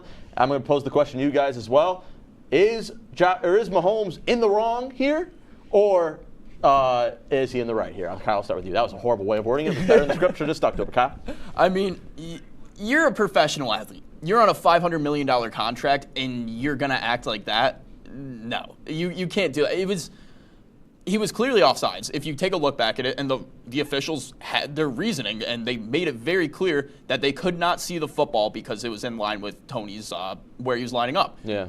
So that is offsides. They got the call right on that. But then to go and just kind of throw a tantrum after that, not only throwing his helmet on the ground, but what he even said to Josh Allen after, going and being like, yeah, that was one of the worst calls I've ever seen, saying that to Can't Allen. Do it. As if Allen didn't have a great game. Yeah. Like Allen played good. You can't just be like, Josh. No, literally, you can't just be like, no. No, you can't do it. You can't. What do you think, Garrett? Real quick. I mean, yes, granted, it was a great play. The fact that Travis Kelce caught it, found Toney on the lateral, and he went in the end zone for a touchdown. Yes, it's a great play, but as Kyle said, that foot was on the line. It was blocking the view of the officials for the ball. I mean, it's the right call, and Patrick Mahomes, he is one of those faces of the NFL. You expect a lot more from him, and he should have shown a little bit more maturity on that. Absolutely. How about a feel-good story, and perhaps the most feel-good story of the start of the season is Giants quarter B, the Italian stallion, Tommy DeVito. Garrett, I propose this question to you. Is Tommy D the real deal, or does New York have another case of Linsanity? I'm only going to ask you this one. Linsanity? No, I think he's the real deal. You do? I really, with that game-winning drive yesterday and kind of see him sling the ball, making those incredible passes with the clock winding down, and his ability not to, we saw what he's capable on the field. He's able to sling the ball, make those clever seam passes into the end zone as well. But he has locker room support. All the guys in that locker room really like his charisma, kind of just the image he's put on. I think he's a great Giants quarterback. Could see him as a starter next year. All right. Now, how about Kyle only proposed this question to you. Now, former UNC Tar Heel Drake May is declared for the NFL draft. The Panthers are currently the worst team in the NFL, meaning that the Bears will have the #1 overall pick due to a trade. Out of the teams in the cellar, which team is the best fit for Drake May? Honestly, I can't say the Bears because we've seen how Justin Fields has played out throughout the last 2-3 years. No support, hasn't worked out. I'm going to say Patriots. I agree. I feel like that's where he ends up. The system that Belichick runs, I think it will work out quite well for him. I 100% agree. And of course, come back to me. Of course, it wouldn't be look at that, P sorts. A sports talk without a very special segment. So now, for one last time ever, here it is. It's Kicking It with Kyle. Oh, wow. Look at that. It is. The return. Still working, still running it. All right, go ahead, Kyle. Take it away. Well, welcome back to Kicking It with Kyle, the best 5 minutes of college football coverage since Brent Musburger retired from the mic. And it is not only the holiday season, but we have also been gifted with college football playoffs and bowl season approaching right around the corner. Fellas, I got to start it off with the most obvious question in college football the past 3 weeks. Should Florida State have made the playoffs at 13-0 and a conference championship? You might have more intel on this than I do, so Garrett, I'm going to let it up to you. I think the record speaks for itself. That 13-0 record. I mean, I go back to last year's college football playoffs. We saw TCU make its way all the way toward the championship game. And they were 12-1. That's what I'm saying. You have these teams where, even though it might not stack up with the rest of the competition, the other teams, you got to give them a shot. There's a reason why we have these selection committees. We give these teams an opportunity to play on this national stage. I just don't think it looks right for the league, for college football in general, just dismissing that team and going with the bigger programs. I will say yes. All right, fair enough. Okay. And well, now that we have that out of our systems, the team that ultimately knocked FSU out of the playoffs, well, they find themselves facing off with the Big Ten champions, the Michigan Wolverines. The Tide somehow washed their way into the playoffs after being eliminated last season. So, fellas, how do we see this one going down? Okay, I go first, I think, here, because we have a little fun graphic for this. So I think I picked Michigan here. So I'm going to go Michigan. I think it was 35-31, a little bit of a shootout. Go Big Blue! Hoorah! Whatever they say. And then I think I went. Wait. It goes Kyle. me. Okay, we got it. That's right. That's how it works. It goes this way. Kyle first. Go ahead. You know, I got to go with the team that has the biggest fan base in the nation, really has one of the biggest stadiums, and is just a fantastic program. Give me Bama. Uh-oh.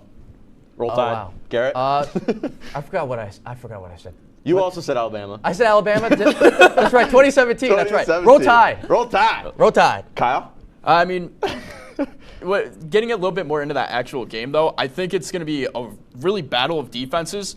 Bama's looked fantastic in the last couple of games of the season, despite the almost loss to Auburn that was saved by a 4th and 31. Mm-hmm. But Michigan's defense has looked good. I don't think Michigan's offense can keep up with Bama's offense. But after a long drought for the past decade and a half, the Texas Longhorns have finally made a playoff berth at number 3, facing off against the number 2 Washington Huskies. Boys, is Texas back? Give me Michael Penix at QB. I'm going Washington in a little bit of a shootout, 45-30. And I'm gonna. Oh, I'm wrong every time. We'll figure it out. It's not like we've done this for 3 years, but go ahead. I'm gonna go with the Longhorns. I think they pull off the upset over the number 2 team in the nation here, solely for the reason that both teams' defense, the conference they play in, not a strong defensive conference. They're very offensive, just gunslinger offenses.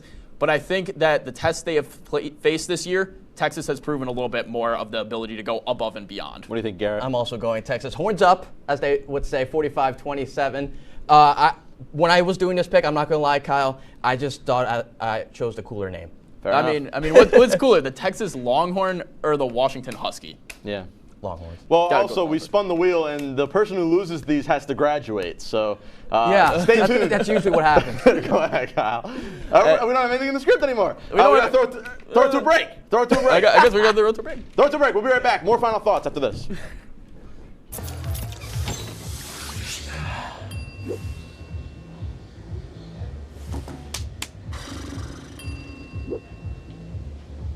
If you need to do something to feel okay to drive, you're not okay to drive. Don't drive buzzed.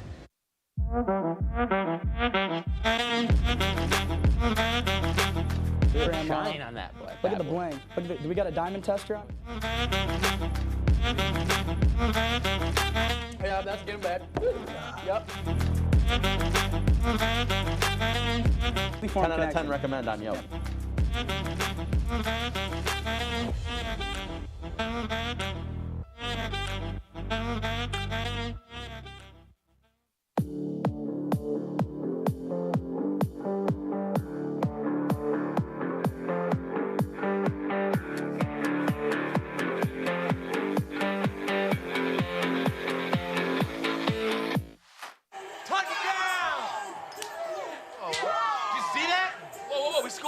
Scoring going to the playoffs. I can't believe I missed that. Every time I'm buzzed, I spend too much time on my phone. What? I should take your phone away. No. I'll call for a ride. Wait, why does my face look like that? I'm playing with these new face filters. Okay, you know what? Yep, that's mine. I'm gonna need that back. No. Kevin!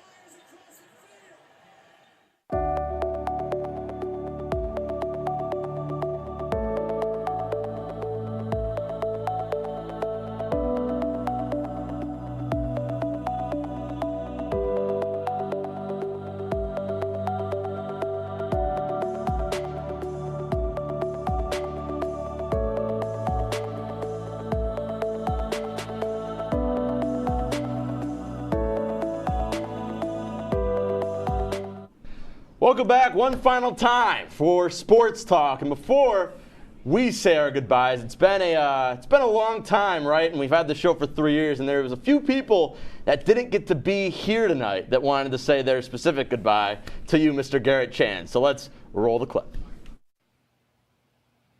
Garrett Chan, congratulations, dude.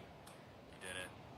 Received the illustrious Oswego for your degree. I know you're going to do big things. You did great with Sports Talk. It was fun watching you succeed at WTOP-10. Best of luck to you in your future endeavors. You're going to do great. You're going to do awesome. Stay in touch, man. Hey Garrett, just wanted to say congrats on graduating and good luck on this next big chapter in your life. I am so glad to have had you as a music director, and keep on chugging along as that one-man wrecking crew. What's up, fellas? Just want to congratulate Garrett on graduation. It has been an honor and a privilege to see you evolve since your first show. All you guys are going to do amazing things, and can't wait to see what you do from here. So congrats, Garrett, and good luck. G-Chan the man. It's your Luca Continental Champion here. Wishing you congratulations on graduating, man. I'm very proud of you and the broadcaster that you've become over the past several years. Every single year, every single semester, every single day, you've gotten better. And it's great to see where you're at now, leading the pack there at WTOP and now leaving behind a really good crew there. I'm very proud of you. I'm very excited to see what you do in the futures. I hope our paths align once again later on. We had a hell of a fight, one hell of a fight for that Luca Intercontinental Championship. And I will never forget that. So, Garrett, congrats, buddy. WTOP will definitely be missing you. What's going on, Garrett? Turge here. Just wanted to say congratulations on walking the stage in the next few days. You've accomplished so much at Oswego and WTOP, so I'm really looking forward to seeing where you go next, where you take your talents, and they're going to be lucky to have you for sure. You're an inspiration, no pun intended there, but obviously take care of yourself. Go do great things, and we'll see where you end up, and we'll keep in touch. Take care, Garrett. Hey, Garrett. I just want to say congratulations for finishing college, and I know you're going to do great things, and say hi to all the Sports Talk guys for me, and I know you're going to do amazing things. Do you know why? Because you're the one. Hey Garrett, congratulations, man. I'm sure it's probably a bit of a weird feeling, as it kind of is for everybody. You get to the end of the road, stuff, but it's been really fun to work with you throughout the years when I was up in Oswego, and seeing what you've been able to do in this last semester of yours. I mean, producing on air, from what I've seen from Oswego, it's all looked great. So congratulations, buddy. You're going to do great things. I know the guys up there, guys and gals up there, are really going to miss you there. So once again, congratulations, buddy. Hey, Garrett. Congratulations on graduating the semester. Definitely was a pleasure working with you the last 2 years I was there at Oswego. A lot of fun memories. Thought you brought a lot of energy and a lot of excitement to the newsroom every time I was there, and it helped. Yeah, best of luck for the future, and you're going to do great things. Hopefully I can come up to Oswego very soon, maybe next semester, and visit you guys. But, congratulations once again. Best of luck. Hello, Garrett. I'm so excited to hear that you are getting the whole gang back together for another episode of Sports Talk. Not to get too deep, but when I first joined your crew several semesters ago, I was going through a rough patch, and that show it gave me something to look forward to every week. You guys created such a home and such a fun time at WTOP. It's an amazing show, and you've done amazing work. I'm going to miss you, but you're going to do great off in the real world, so keep shining. Hi, I'm Jeffrey Rice, and most people know me as the chief executive teleprompter guy from Garrett's original show. And he's graduating now. So Garrett, congratulations. Good luck to you, man. And as far as I'm concerned, you will always be Spider-Man. So congrats and good luck. Hey Garrett, I'm sure you might recognize his face before, but I just wanted to say you've done such an amazing job at WTOP-10, and I wish you all the best in your future journey ahead. Hey Garrett, it's Michael Gross. Congratulations on finishing up school. It was a pleasure working with you for the couple of years that we crossed paths at SUNY Oswego. Good luck on your next endeavors, and so long and sail on. Garrett Chan, G-Man Chan, the real tribal chief. Garrett, congratulations on graduating this semester. Super proud of you. Your future is very bright. You've done an amazing job with Sports Talk these past 3 years alongside Jake and Kyle. You've done great things as the original productions manager and with live sporting events all around, on the camera, off the camera. I'm so glad that we met at Oswego. You've been a great friend, and I'm so happy for everything. Congratulations, man. Hey Garrett, congratulations on graduating this semester and for having an absolutely incredible time at TOP. Between Sports Talk, live sports, and a CBI with your name on it, I don't think there's a better way you could have taken advantage of it. Whether you're in front or behind the camera after this, you're going to fit in great. Reach out if you need anything. Congratulations, buddy. Hey Garrett, I heard you were graduating, so I just wanted to reach out and say congratulations. From that first weekend of live sports back in, I guess, the fall of 21, you could tell you had an incredible amount of talent. But the cool thing for me, working with you on Sports Talk and live sports throughout the year, was seeing your passion, your dedication, but also getting to know you as a person, which was awesome. Wherever you wind up next, they're getting a good one. I know you're going to do great things, so good luck to you in the future. Congratulations on graduating, and happy holidays, everybody. What's up, everybody? Former AP of Sports Talk, Connor O'Brien, coming to you live from the beautiful campus of Broome Community College here in Binghamton, New York. And I heard a special person is graduating this semester. Garrett Chan, the man, the world's biggest Mets fan. Dude, congratulations. Garrett, I know you're going to make Oswego proud. I know you're going to make everybody in that production room proud. I know you're going to do great things, and I can't wait to see where you go and what you do. You're going to be a great ambassador to the school. You're going to be a great person when it comes to media and communications and just the whole ordeal around that business, and I'm just so excited to see where you go, man. Congratulations and best of luck. Hey Garrett, it's me, Jacob DeGrom again. It's been a while since we've talked, but I heard you were graduating, so I wanted to give you a little well wishes, and I also wanted to give you an update on my life. Of course, I'm enjoying my tax-free lifestyle over in Arlington, Texas, and only pitched about 12 games this past year. Feeling all right. Will I return next year? Probably not. But hey, I got a World Series out of it, and that's more I could say that I got in my time in New York. But best of luck, Garrett, and go Mets. Wow. Jacob DeGrom again. I know. I never thought in a million years I would hear about Jacob DeGrom. But in all seriousness, going through listening from everybody, I have so many memories with all of those people who've been there, supported me, taught me a lot about what it's like to be on camera and everything behind the scenes. And massive thank you to everyone in that video, and also everyone that was here at TOP in the past, present.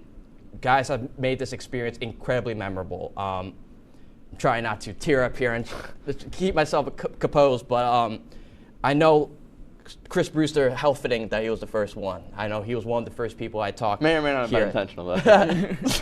May have been a timing thing, but anyways, yeah, he was the first guy here at TOP that I talked to, and I was like, hey, I want to put a show together. Sports Talk. Yes, the name might not have been creative. Yes, I might not have had co-hosts. I was going into this not knowing where I was going to end up being, and to end it right here, it's been an amazing ride.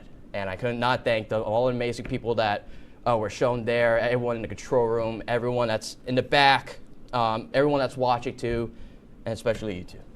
I think this journey has been incredible, something that will always be a part of my life. TOP will be something that I will always go back to and have fond memories of. And I wish all of you guys best of luck in the future. Everyone that's out there that in that video, hope you guys are doing well, and I hope to see you guys soon as well. All right. Well, nothing else has changed because we still don't have time on our show because we still have a minute left of the show. We have a habit of ending. It might have worked out great. But, no, I mean, what else can I say? I appreciate the two of you. I feel like we've talked about that a million times.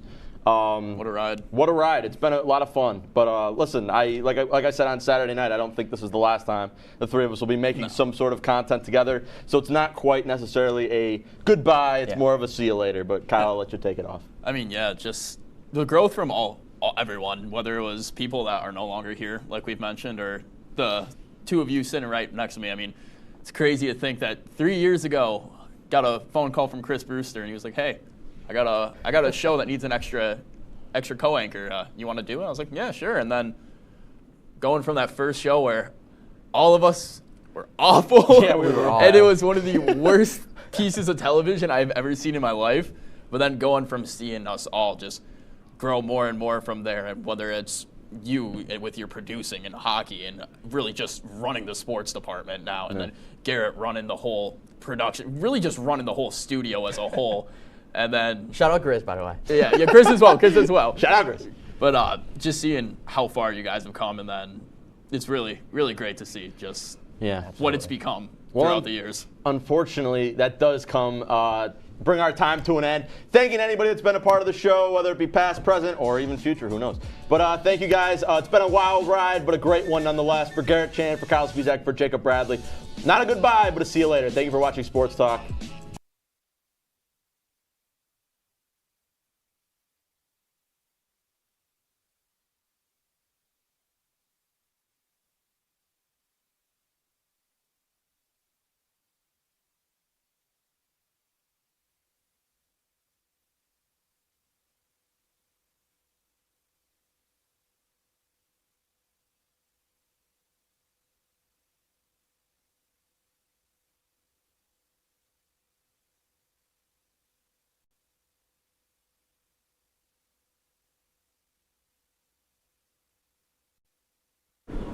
Hello and welcome back to the season finale of Smile You're on Camera Season 2.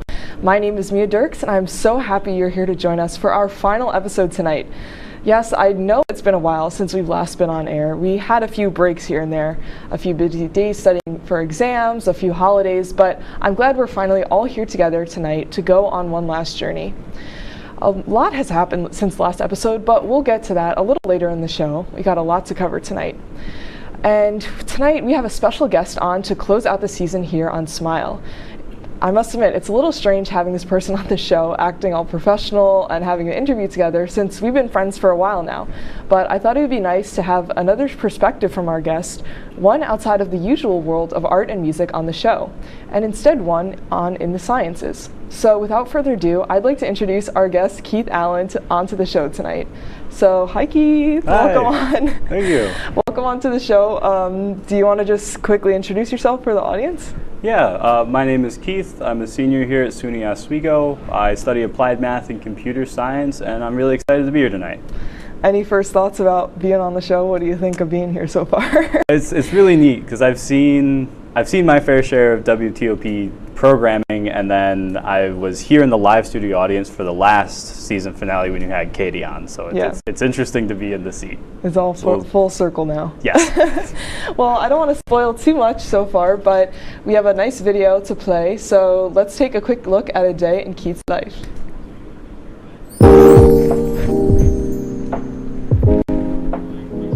Morning. It is now a little bit before 7, and I am up and ready, and we are headed to Shinneman. We've got a busy little day planned for us. We're starting to get ahead on it. Got a class at 8 a.m. and got to go work the desk for a couple hours. After that, I got a little space to do some homework. And after that, we're hitting my capstone presentation instead of TA office hours. A review session for 212, the introductory CS course, and finally have another meeting for the desk. So we got a lot going on, and we're going to try to get an early start at it. And you're coming along for the ride.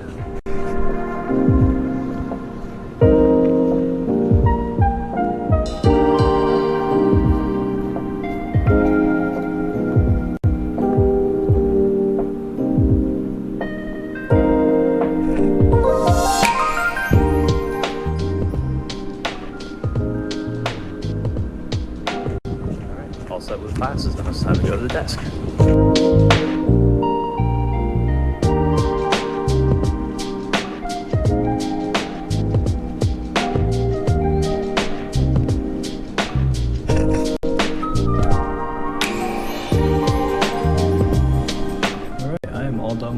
capstone presentation went really well. Got a lot of questions afterwards, which is always fantastic. I tried to record it, but it got 3 seconds of it and then stopped. So unfortunately, no super cool presentation montage.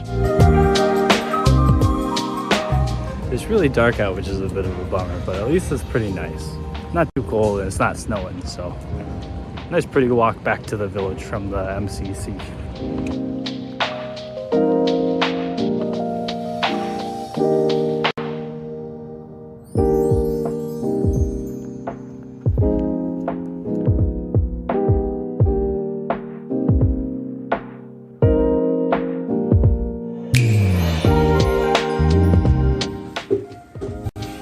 Okay, so I kind of forgot to film an end of the day video to yesterday, but it doesn't matter because we're doing a weird 2-day stitch together thing. Because yesterday was really busy, but it wasn't super exciting. I didn't really do anything fun. I just did a lot of work and my capstone stuff and then a lot more work. But now, today, we're gonna do a couple more.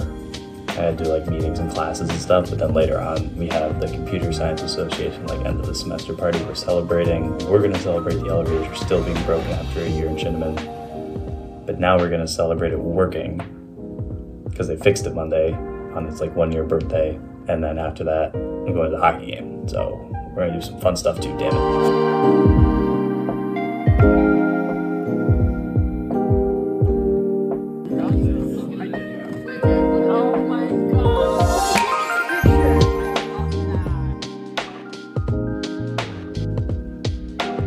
So welcome back, everyone. Now, after the break, we're going to talk a little bit more about what's been going on this semester, along with what we saw in the video, so make sure to stay tuned.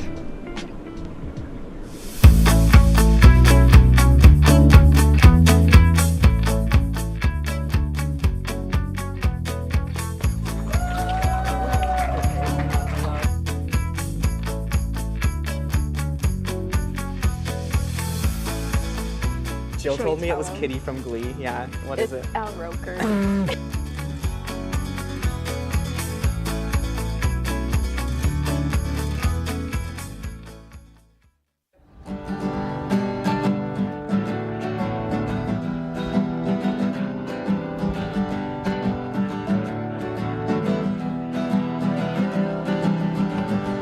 We're here for you, we're here for you. This is your channel too. With sports and news and what to do, we're here for you. It's your TV, you're watching WTOP. Your TV, thanks for watching WTOP.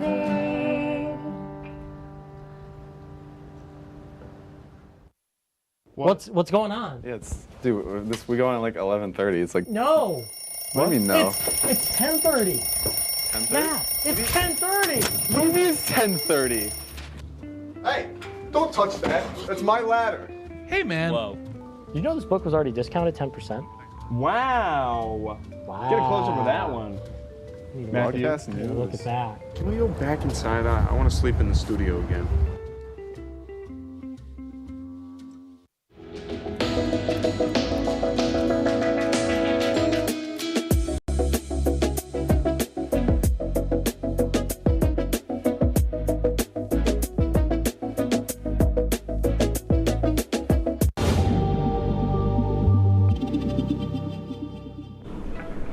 Hello again, everyone, and welcome back to the Smile season finale. Now, before the break, we watched a day in Keith's life, and now I want to talk a little bit more, go a little bit more in depth about what we saw in the video. So I think one of the main things that we saw there was your capstone presentation, obviously. Can you give a quick explainer of what the project was and what you have been working on for a while now? Yeah, so for the past year I've been working on a project with a professor here and 2 other academics at different universities. And the real general overview is we're trying to create these ontologies, these really essentially fancy dictionaries, and we're trying to build a computer program that a user can sit down at and it will help them make these. And then this fall, I started working on another portion of it where we're trying to do some measurement within it. So that's what I was presenting on yesterday, was the measurement portion of it. That sounds like a lot to learn and research, but how did you even get into such a project like that? That sounds like a really niche topic. It is. So last fall, I took a class with Professor Dr. Schlegel, who's in the CS department here, and he's working on this as sort of a like contractual work on the side, and he was looking for a student to help intern and help out with the project, and I was the only one who showed any interest. It's really cool stuff, a lot of logical computing, which is I find really interesting. So you're a double major in math and computer science. So what made you interested in working in this area, and specifically like the project you've been working on? What are you passionate about with that?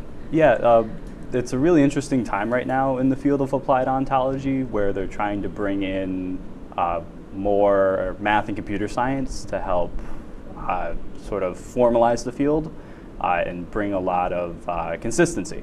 And so being able to be part of that research is just really exciting. Yeah, it seems like it's like a whole new world out there, so it must be cool to be kind of on the forefront of that. So obviously you've been working on this for a long time. There must have been ups and downs with the project. I'm sure it must have been very challenging at points, but what were some of the challenges you faced along the way?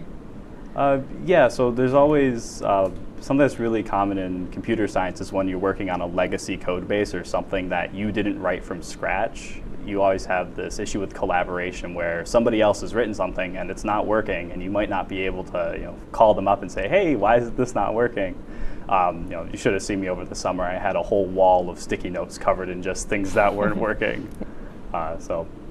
Just the classic issues of working on a very large project. Yeah, I feel like that's a common issue across the academic field, I guess, but I guess even more so in that way. But do you have anything specifically that you are happiest with the project, and especially now that you're almost done and 99% there, is there anything kind of you're looking back on and being like, wow, that was my either favorite part or biggest accomplishment with that? My favorite part of it is I really like presenting on it, and I really like talking to other people about it, because not a lot of people are familiar with ontology. So I was able to present at the end of the summer and then again at a math conference in October, along with the capstone presentation the other day. So I really enjoyed getting to talk about this with other people. I'm not sure if you said this in the beginning, but can you give our audience a quick explainer of like what an ontology is in like layman's like terms, I guess? So I described it originally as like a really fancy dictionary, but it is a collection of terms and their relations to one another, and it hopes to classify reality around us. Specifically, we're looking at a lot of top-level ontologies, which have really general classifications, things like objects and processes. So like the chair I'm sitting is an object, but this show right now is a process. It's something that's happening. And so putting that all together helps to semantically label data, which just means better machine learning and AI. It's been interesting to learn about that. I had no idea about this whole world, and it's kind of like, seems like there's a lot out there to learn. But I know the project didn't just take place here in Oswego, like you said, over the summer. You went out. You want to talk about your experience over the summer? So for this summer, because the project lead works for the Air Force Research Lab in Dayton, Ohio, I was able to work as an intern in Dayton, Ohio for this summer. It was really interesting. So I was working for one college, living at a different college, and collaborating with my mentor at the Air Force Research Lab. What was it like living and having that working experience outside of New York? There's a lot less trees in the part of Ohio I was in, and there was a lot less water. I'm so used to being right by Lake Ontario, both here and where I'm from originally. So that was a little off. But it was really cool being able to work with, there's a lot of grad students. I was mostly an internship for grad students. So it was really neat seeing people further along in their academic career working on fascinating research. So it was super exciting. And I'm sure you had a whole summer to explore the area out there. Were there any like specific places you love to go visit, or like any places you might recommend to the audience if you ever find yourself out in Ohio? Yeah, absolutely. So if you ever find yourself in Dayton, Ohio, the Air Force Museum is really interesting. They have 4 hangars in a missile silo full of planes. They have 2 or 3 of the old Air Force Ones. They have the SR-71 Blackbird from the Cold War. You name it, it's in the Air Force Museum. And then also, if you're hungry, near I believe it's the Dayton's Children's Hospital, just north of the river. There's a really good taco place called Taqueria Los Cabos. I can't recommend it enough. I think I went every week on Friday. It was sort of my, okay, I'm done working for the week. Let me go get tacos. It was fantastic. That sounds like a good celebration. I'll have to put that on my bucket list for if I'm ever in Ohio. So I guess coming back to New York now and what you're doing here, you're going to be graduating in a week or so, which must be a little bit frightening, but what do you hope to do in the future? It seems like you have a lot going on right now in terms of academics, so where do you hope to guide that in the future? Yeah, so right now in the spring I have a 20-hour week internship actually continuing to work on this project, and then I'm also applying for grad schools, I'm applying for jobs. I'm in this weird transitional spot where I have more or less like a free semester, not really free, but where I'm not going directly into something specific. So there's a lot of choices. It's very exciting. I'm very thankful to be in this position where I'm at. It's working out well. Yeah, it's been nice to see your growth along the way as well. And I guess in terms of just college in general, what are some of the takeaways you've had, or like some of your favorite moments from the past 3.5 years? I think looking back, I wish I'd started going to hockey games earlier because I didn't realize how much I'd like them. Like, I always went to like lacrosse games every now and again as a kid, but hockey games are super fun. There's something that I'm still trying to learn is always start your project a little sooner than you think you'll need to, because I can't tell you the amount of times when it's 2 a.m. and I'm trying to crush something in, but we're all college students. Who hasn't pulled an almost all-nighter to make sure you hit the deadline?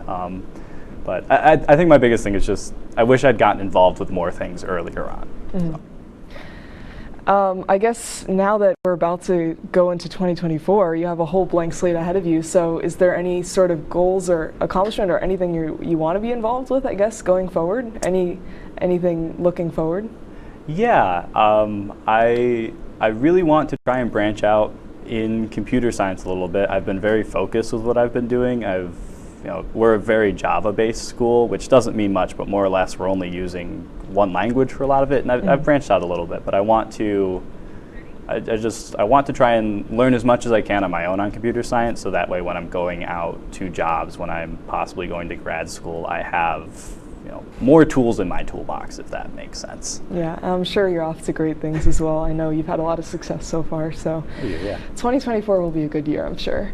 But thank you for taking the time to talk on the show tonight and give us a little bit of a explainer into the stuff you're doing up here. I know it's really interesting. After the break, we're going to be reacting to some of your moments from the last few weeks with snapshots, so make sure to stick around.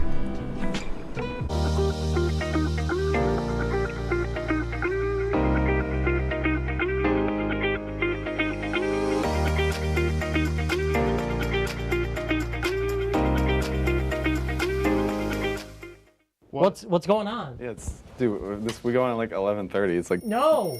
What do you mean no? It's 10:30. 10:30? Matt, it's 10:30. What do you mean it's 10:30? Hey, don't touch that. That's my ladder. Hey, man. Whoa. You know this book was already discounted 10%? Wow. Get a closer to that one. Broadcast news. Look at that. Can we go back inside? I want to sleep in the studio again.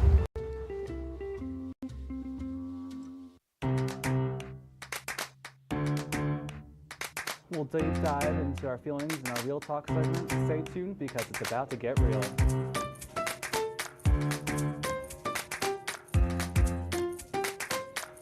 When I was in foster care, I never knew when I would have to move, so I always had my suitcase ready to go. Then one day, I was adopted. My new parents opened their hearts and home to me. My parents cook my favorite breakfast for me every morning. My parents take me on trips I never thought I would go on. They gave me a home and an even better reason to use that suitcase. My parents aren't perfect, but they're perfect for me. Welcome back to Major Discussions.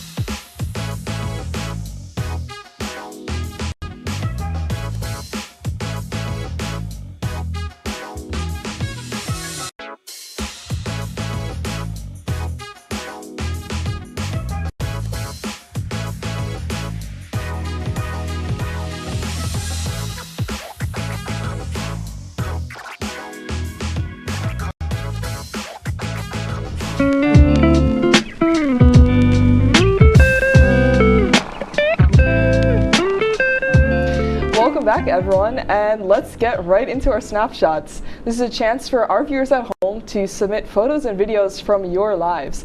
I think it's a great way to connect with everyone watching at home. And you know, we've had a long time since the last episode, so we've had a lot to catch up on. So without further ado, let's get started. If we could put some of the first snapshots on screen, please. So this is from our teleprompter Ryan. He went with the ski club out to Vermont to Killington Peak. So he was nice enough to submit some photos and some videos for us to see. This was the ski club you saw in the first picture, and then we got the nice mountain. That's a lot of snow out there, but I picked these not only because that sounds like an amazing trip, but also because it's starting to snow in Oswego. It is starting to snow. And winter weather is coming, so what are your thoughts? I know you have to wake up early and walk out probably in the snow a lot, so. Yeah, well, the day I was recording on Thursday, it was not, a blizzard, but there was plenty of snow out there. I love the snow until I have to drive in it, then I like it a little less. But yeah. I'm excited for it to be winter again. I love summer, but. So far we've had like one real snow day. So, and then a lot of it has just been sprinkles here and there in the morning, but I feel like it's going to be a very snow-heavy winter based on the fact that we're getting snow this early. Yeah, I think especially come January, I think we might get a little bit of a wallop, but we'll see. Who really knows? I'm excited though. I love the. I don't like going out in the snow itself, but I like getting some hot cocoa and like curling right up with a fire and a blanket. Yeah. Oh my goodness. Yeah. So I'm excited for the winter weather. Let's move on to the second snapshot, if we could, please.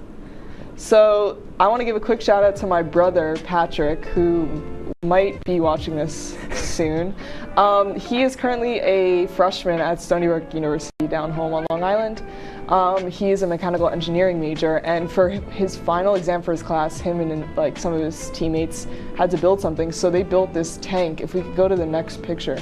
This was super cool. He showed me a video of it. It's like, it has this like light tracking on it, so it can follow like a target as you move around, and it shoots water out of it too.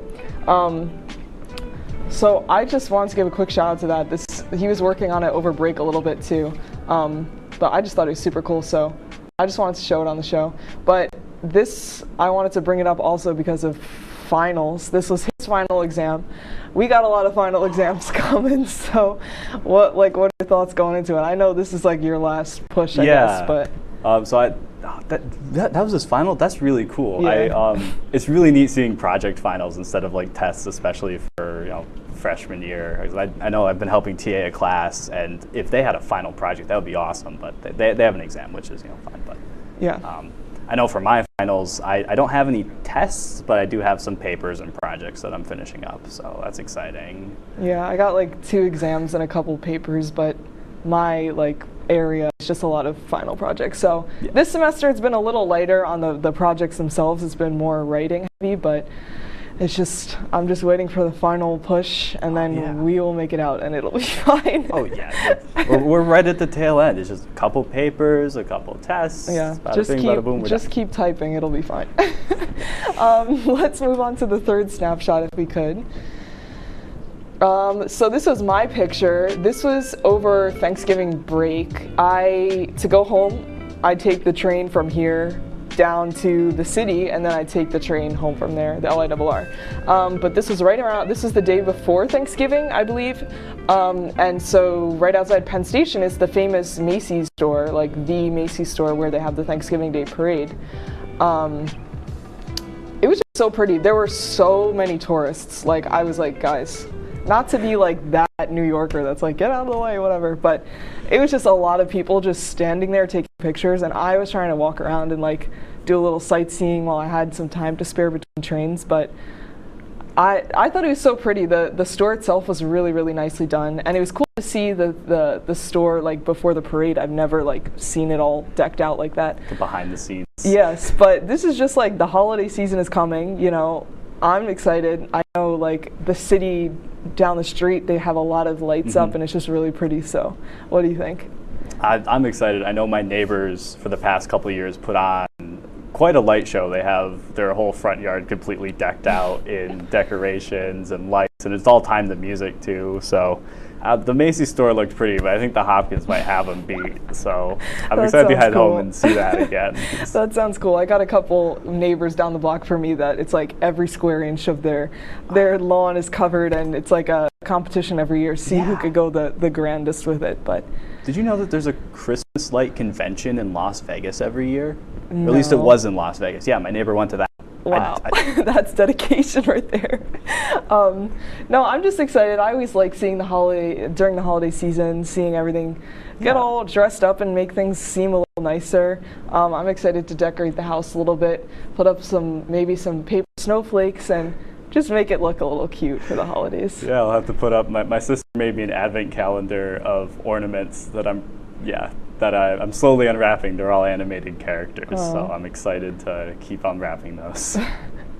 That's nice. And how about we move to the last snapshot, please? So, quick shout out. I've been working the hockey games on Friday and Saturday. Friday's game was a rough one, but yesterday's game last night, it was really good. We beat Utica, which was like one of the top teams in the nation. So we have our AP, Jacob, and our director, Garrett Chan. We have another picture of Melinda too, if we could put that up. Yeah, so we got Melinda out there doing the Cam 4 action out in the crowd. We got we had an interview with one of the star players of the game afterwards, but yeah, hockey season is in full force at this point. It's said that break is coming up, so it's kind of like, well, whatever. I mean, I'll be here for break, but the student section is what makes a hockey game, so. Yeah, I completely agree. Yeah. Well, yeah, Friday was rough, but Saturday was much better. We came back Saturday. I meant to get clips for the Friday night hockey game, but I didn't. But it's probably best that we just try and forget. Let's forget that one. But the Saturday night, you guys should check it out. We have a live stream of it. It was a really good production, good game, and everything. So. Yeah, hockey, I love hockey. It's really fun. It's a fun time. I hope I can get back in the rink in the student section for maybe one of the last games, but yeah. But then who will run the show? We got a lot of people back there who will handle it. So, yeah, that was a good round of snapshots. I think it covered everything nicely. Yeah. No, I love being able to see everything. I like getting to talk about it too. Shout out Patrick again for an awesome final project. That thing was really cool. Yeah. Yeah, that's it for the show tonight. First off, thank you again for coming on and talking through everything. Yeah, of course. Thank you so much for having me. Yeah, it was nice to learn a little bit more about what you've been doing and with your final semester here. Any quick final thoughts? Not at all. Just it's the end. We could do it. Yeah. You can do it. I believe in you. Congratulations if you're graduating, and you're almost there if you're not. Okay, well, yeah, congrats to everyone. It's time for me to say my goodbyes as well. Thank you to everyone watching at home. You know who you are. My family, my friends, everyone watching. As I come to the end of my second season, it's been really, really nice to have your support throughout my time here on the show and throughout this journey. I think I said this on the first season finale, but I remember being so scared of starting this whole thing. I was like, this is never going to work out. I would have no clue how it turned out, but I've just been really happy putting this all together and meeting so many new amazing people here, not only on the show, but in the crew and everyone behind the scenes as well. I want to give a quick shout out to, again, all the amazing students behind the scenes that are all back in the control room that you don't see. They all helped to put together this show. It's like, I can't believe the community that we have here. It's wouldn't be possible without you guys, and I'm always appreciative of all your help. And I'd also like to give a quick shout out to our director Garrett, who's working back there. You saw him in the picture. He's graduating as well. Yeah, just he's done great things. I know he's going to be off to amazing success in the real world. So Garrett, congratulations. Keep going, you got this. With all that being said, goodbye for now. Have a wonderful holiday season. And for one last time, smile, because you're on camera. Have a good night, guys.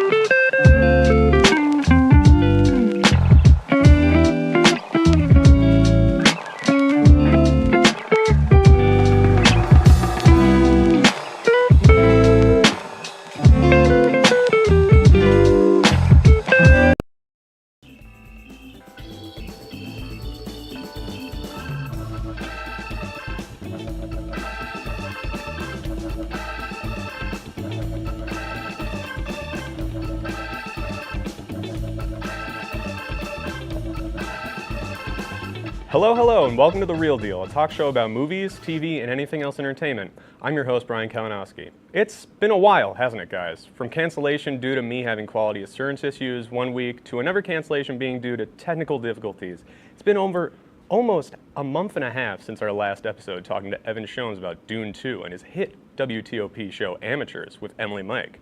Well, I'm glad to be back for this very special episode, the season finale. Well, with that sad revelation, let's introduce our guest, Logan Russo, everybody. Hi, I'm Logan Russo. Let's see, I do WTOP here. I'm a freshman, second semester, and I'm really lucky to be on the show because usually our show, Mike and Logan Unplugged, that I'm a part of, is opposite your week. And so we got to watch his show as he developed it, and I'm like, I get to be on your finale. I'm a lucky guest. Yeah, I got to do the same thing, and we're going to get to that later. But for this final episode, we got a great bounty of topics, from the love triangle tennis tension of challengers, some upcoming movies and TV over summer break we're looking forward to, and finally, we'll go down memory lane about our year here at WTOP-10. We'll get all to that shortly, but after, we got to do this first break. Sure. Would you like to try snacks from faraway lands? Or snacks with bizarre flavors? How about snacks in new ways? Or snacks you've never tried before? You don't have to go far to find these snacks. They can all be found here at Snacks on West 1st Street.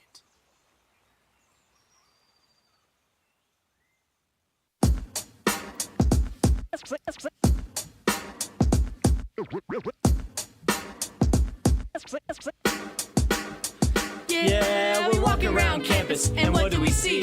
All these clubs are looking. They're looking for me. There's hockey. There's improv. So much to see. So let's go try them out and see how they be.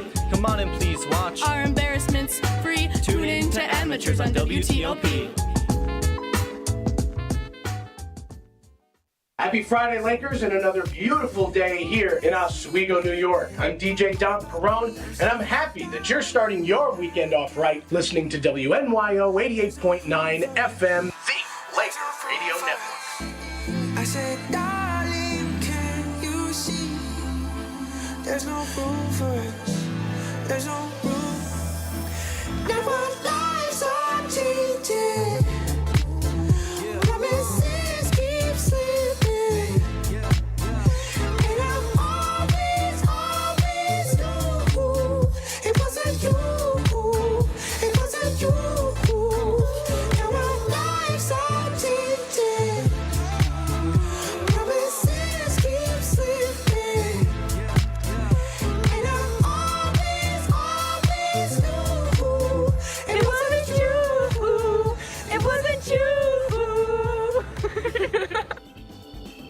Well, welcome back to the show.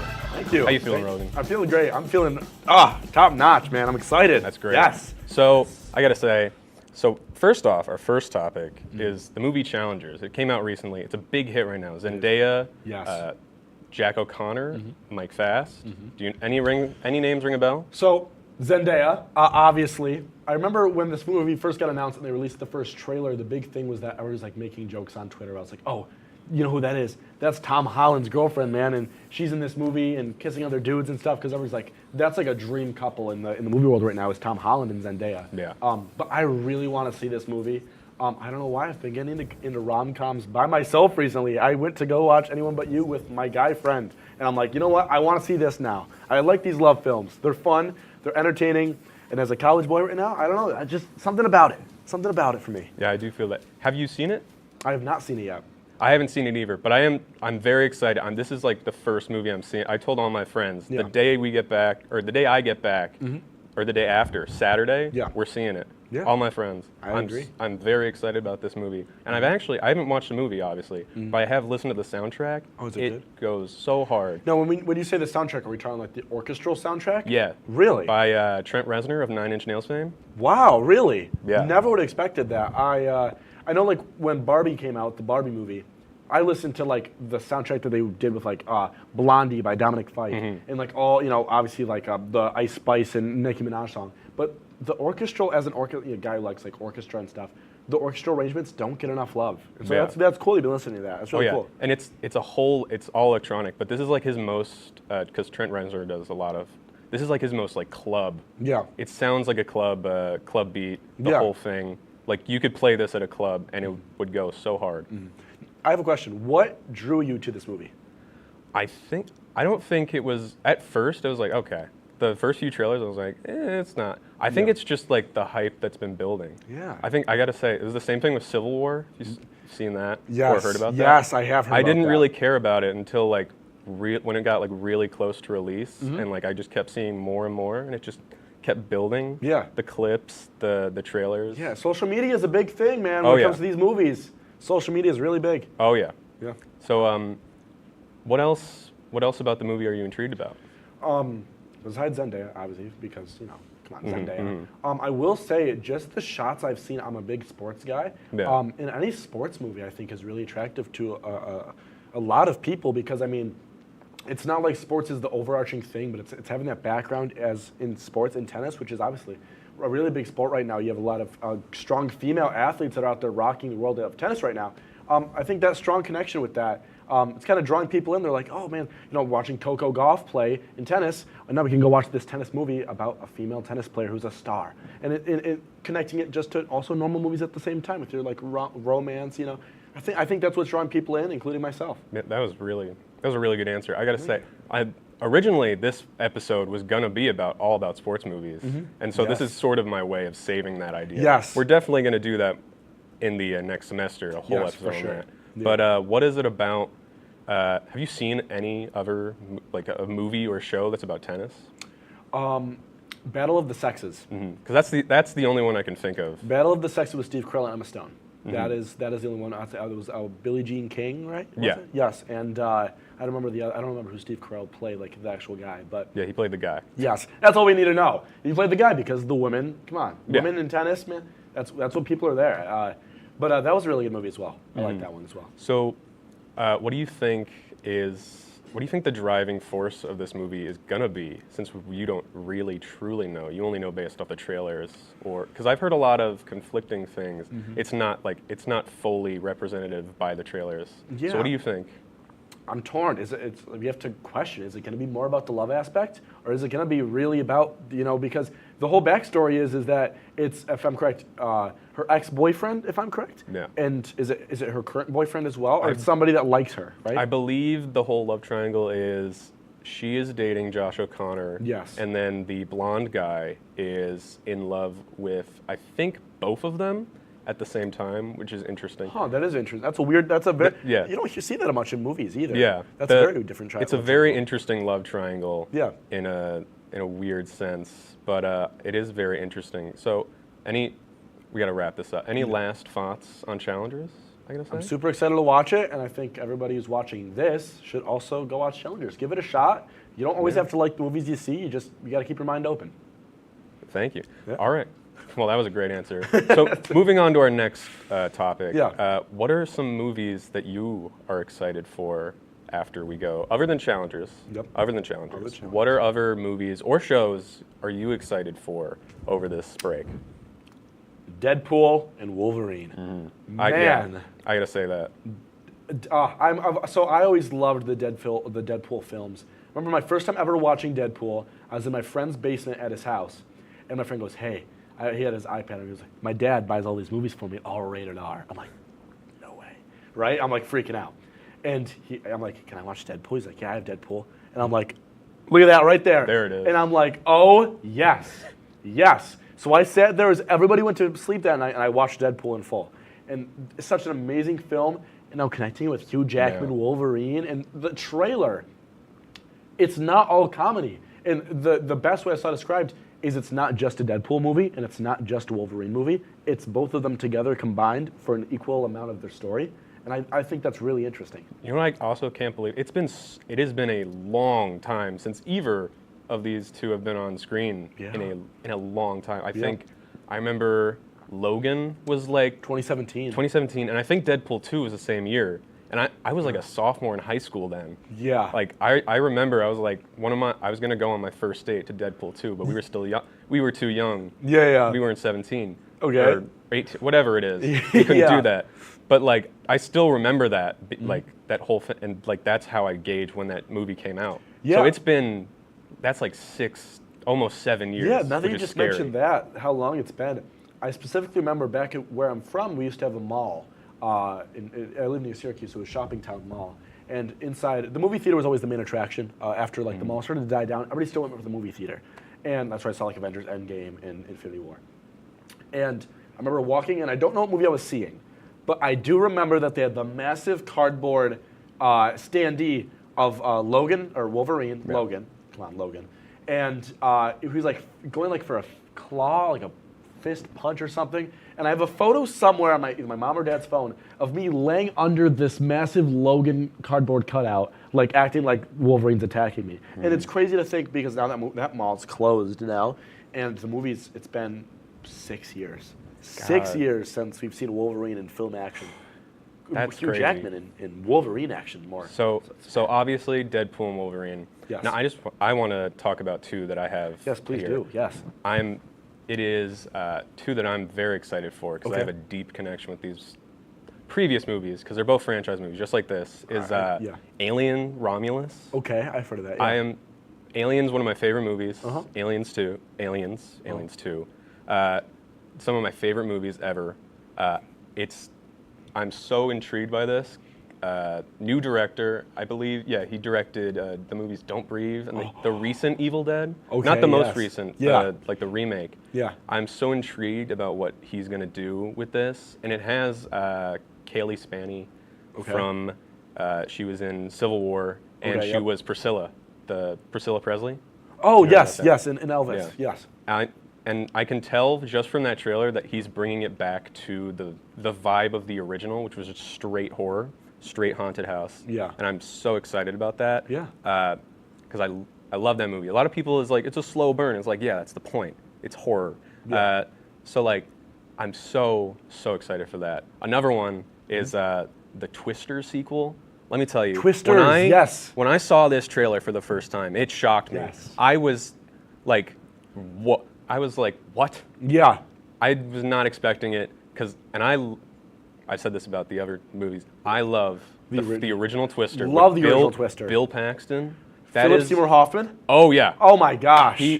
Best character? Yes. Best character. Oh in that movie. yeah. That movie I have watched so many times. On TV, it's on TV all Yeah, the time. It's it on is on like TV. AMC, and like I will turn it on and I'll sit and watch Twister.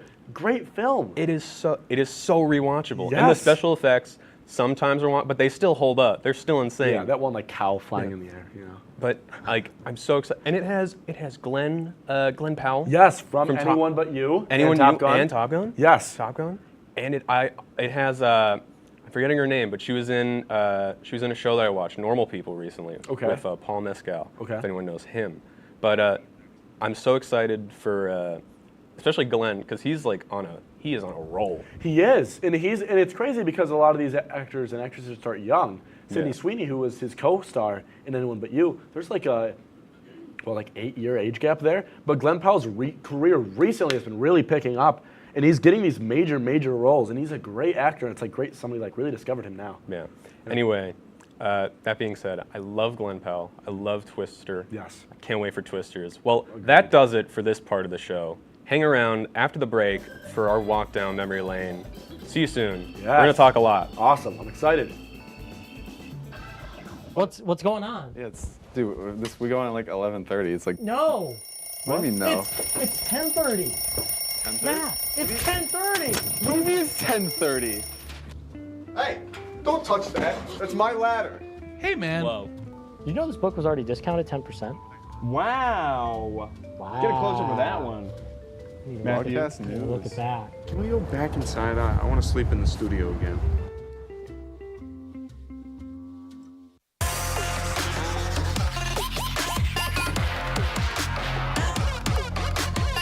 Up by Crowan, not able to get on it. DiCarlo on the rebound. Alex DiCarlo.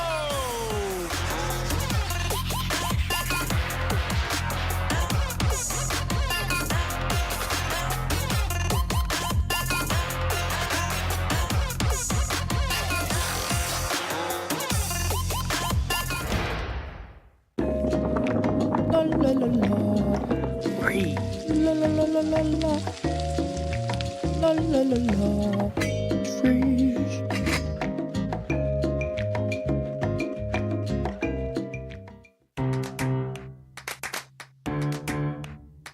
We'll deep dive into our feelings in our Real Talk segment. Stay tuned because it's about to get real.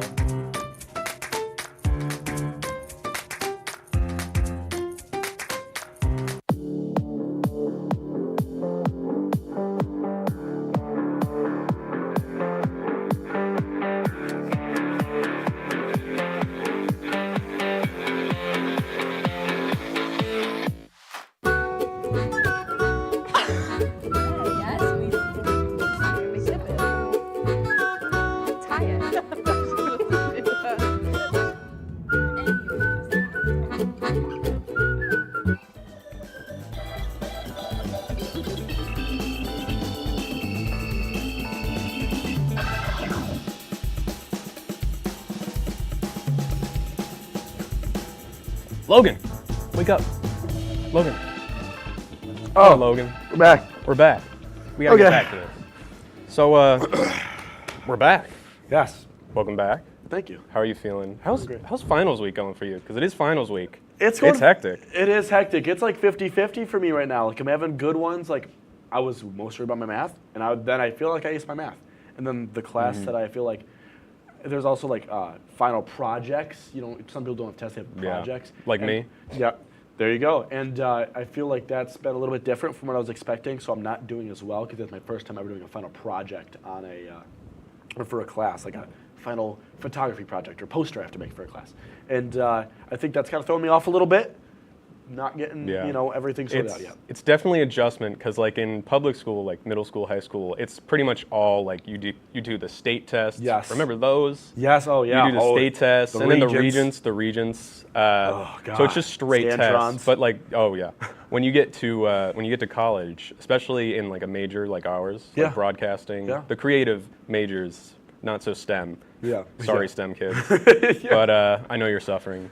We are too. But like it's different in that like it is mainly just like projects. Like I have one test and it's just like one like 140 question test. That's it.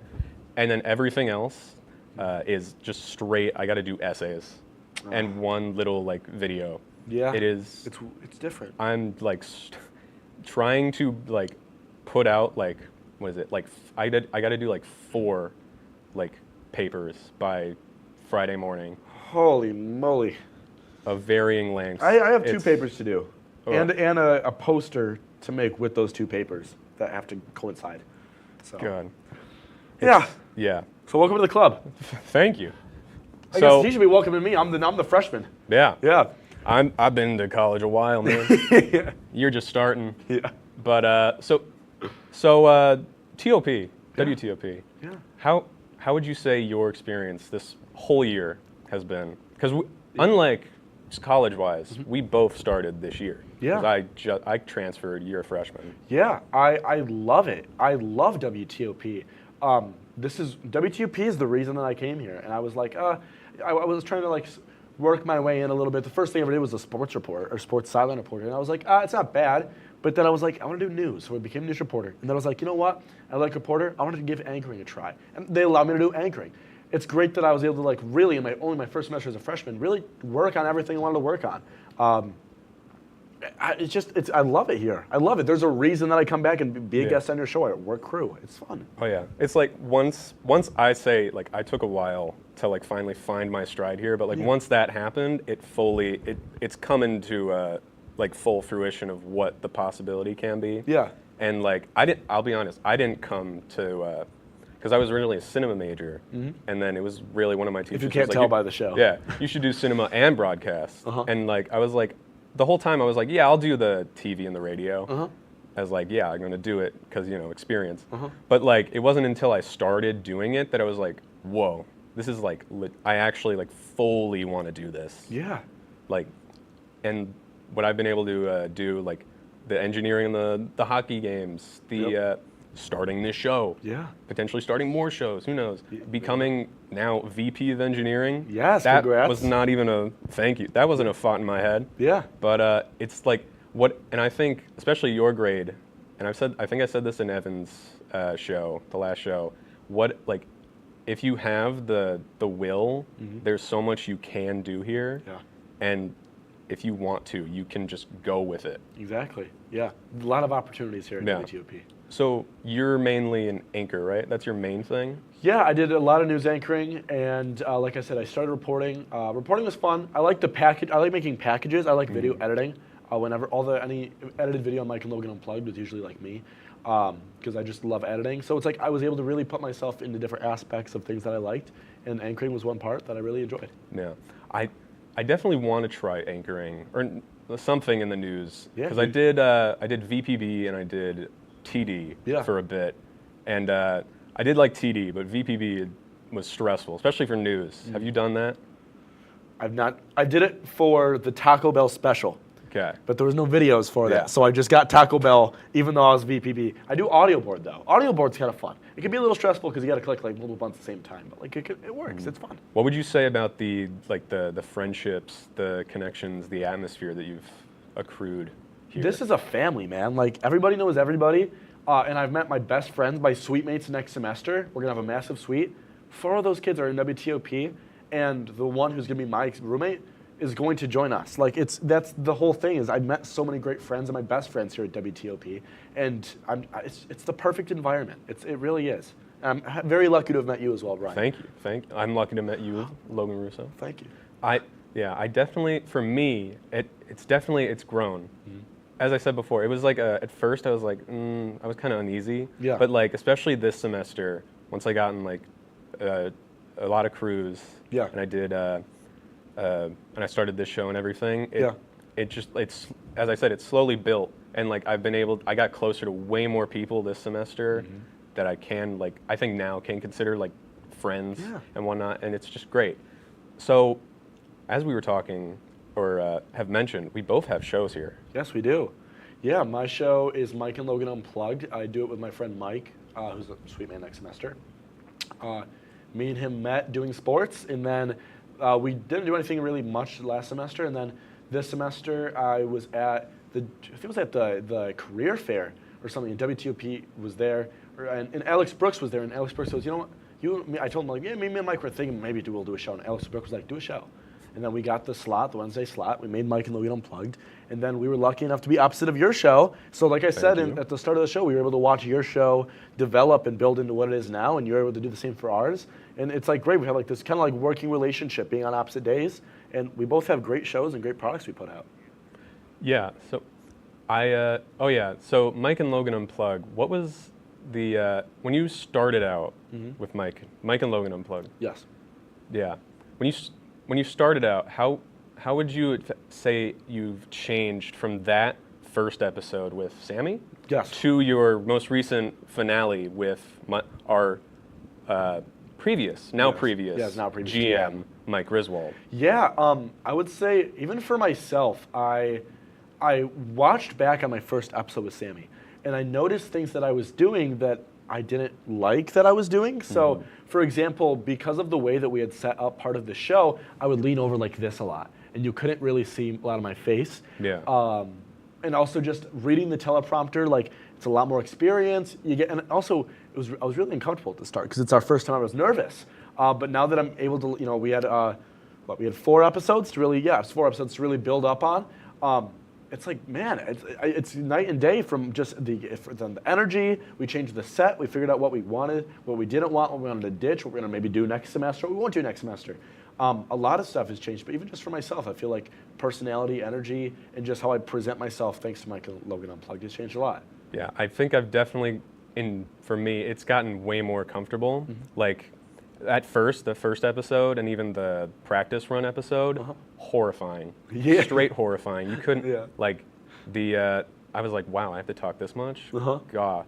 And then reading the teleprompter, and then I remember the first episode, it was, we weren't using these chairs, so it was really uncomfortable, and like I was slouching. It was bad. Yeah, the slouching was really bad. Once I got into this groove, got more comfortable, it's way easier. Lean back, chillax. Yeah.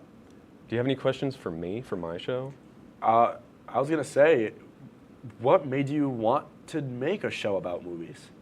I think, other than just like me liking movies, like if you know me for a bit, that's like, yeah, I talk about movies. I talk about a lot of stuff. Like, Yeah. I yap. When you get to know me, I yap, and I yap about the things I like, even Yeah. if they're weird as hell. Mhm. But I think it was definitely, I wanted to do something different because there wasn't anything like this on the channel or the club. The network, or yeah. Yeah, and so I wanted to bring something different to the table, and yeah, I wanted to do a show for myself. Yeah. That was basically It's just it. great experience as well. Oh yeah, Yeah. it's great experience. I'm much more experienced with the camera now than I ever was. Look at this guy right here. Look at him. Thank look you. at that. Look at this camera presence. You Yeah. loaded that. Wow. Thank you. Yeah, of course. So, what about you? Well, maybe we want to do Mike and Logan Unplugged. Man, it was just over the first semester, me and Mike grew a friendship, and we were like both here at WTOP. We were both doing different things. I was his reporter, and he was the anchor for one of the Wednesday or Monday night news, I believe it was. And we had like mentioned it just in slight conversation, like we like the energy that the both of us have. Like, what if we started our own show? Like, what would that be like? And that conversation kind of built more and more. And then Alex Brooks was like, I want you guys to do it. And we're like, oh, okay. So like, let's do it then. You know, that's the go ahead. And like that was like, then we sat down and we're like, now what are we gonna do? We know we have the energy to do it, but now what are we gonna do? So that's what it just built from that, and that's how we got to the Mike and Logan Unplugged. That was a great answer. So I just want to, since we're done with that, I want to let's take a quick look at a memory montage that I made of this past semester from my show. It's a few photos, few videos. So let's play that. Why don't we play that and I'll come back.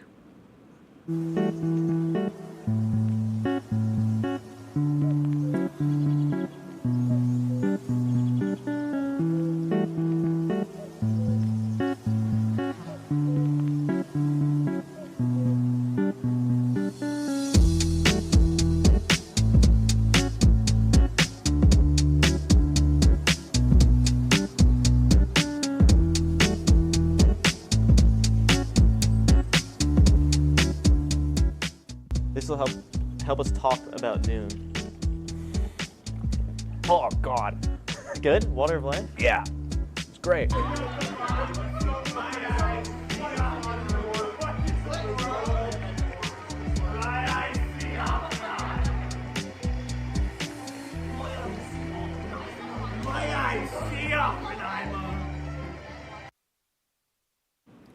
How was that? Did you like that? I like the ice cream truck. The 2 seconds of you just like at that Yeah, ice man. cream truck. I made that in about like 5 minutes. Wow, it took you. That was amazing. That was great. Oh, thank you, thank you. Yeah. The magic of iPhone editing. Yeah, you know what? iPhones, they really do work, man. Yeah. Well, folks, that does it for our show. I want to thank everyone who worked on this show, on the normal Wednesday crew, and the ones here tonight for Senior Week. Thank you to Hunter Raymanak and Jason Vetrano for being my main director and AD, and thank you to Alex Brooks, Mike Griswold, and the rest of WTOP for giving me the opportunity of being a part of this club and making this show. I can't wait for next year for bigger and better things to come. Thank you for watching. Good night. And thank you for Logan Russo for being here. I do have to mention really quick before we go, it's been sitting here this whole time. Favorite movie of all time, Shaun the Sheep. Shaun the Sheep is the greatest movie of all time. I have never once watched a movie in full. It has no English language. It does not have a single word of spoken dialogue. I cried halfway through the film. It is a great watch. Watch it. Sitting on my desk every day when I come back to my dorm. I had to keep it here with me. Had to keep it there. Had to mention that. Exactly. And what's your favorite movie of all time before we go? I just want to ask. Oh God, Battle wait, I'm Royale. already down a path here. Battle Royale. It's Japanese. Look it up. It's Ooh. Hunger Games, but better Okay. and first. So yeah. Any final I guess, thoughts? Is that it? Yeah. I'm sad, Yeah. and I can't wait for next semester. We're not done yet. We're not done yet. We're not done yet. We are For not both done of us. It's gonna be fun. Amen. And thank you for having me on the show again. You're welcome. It's been an honor. It's been a privilege. All right, guys. I think that's it. I think that's it. We can take it to Bump Can, guys. Perfect.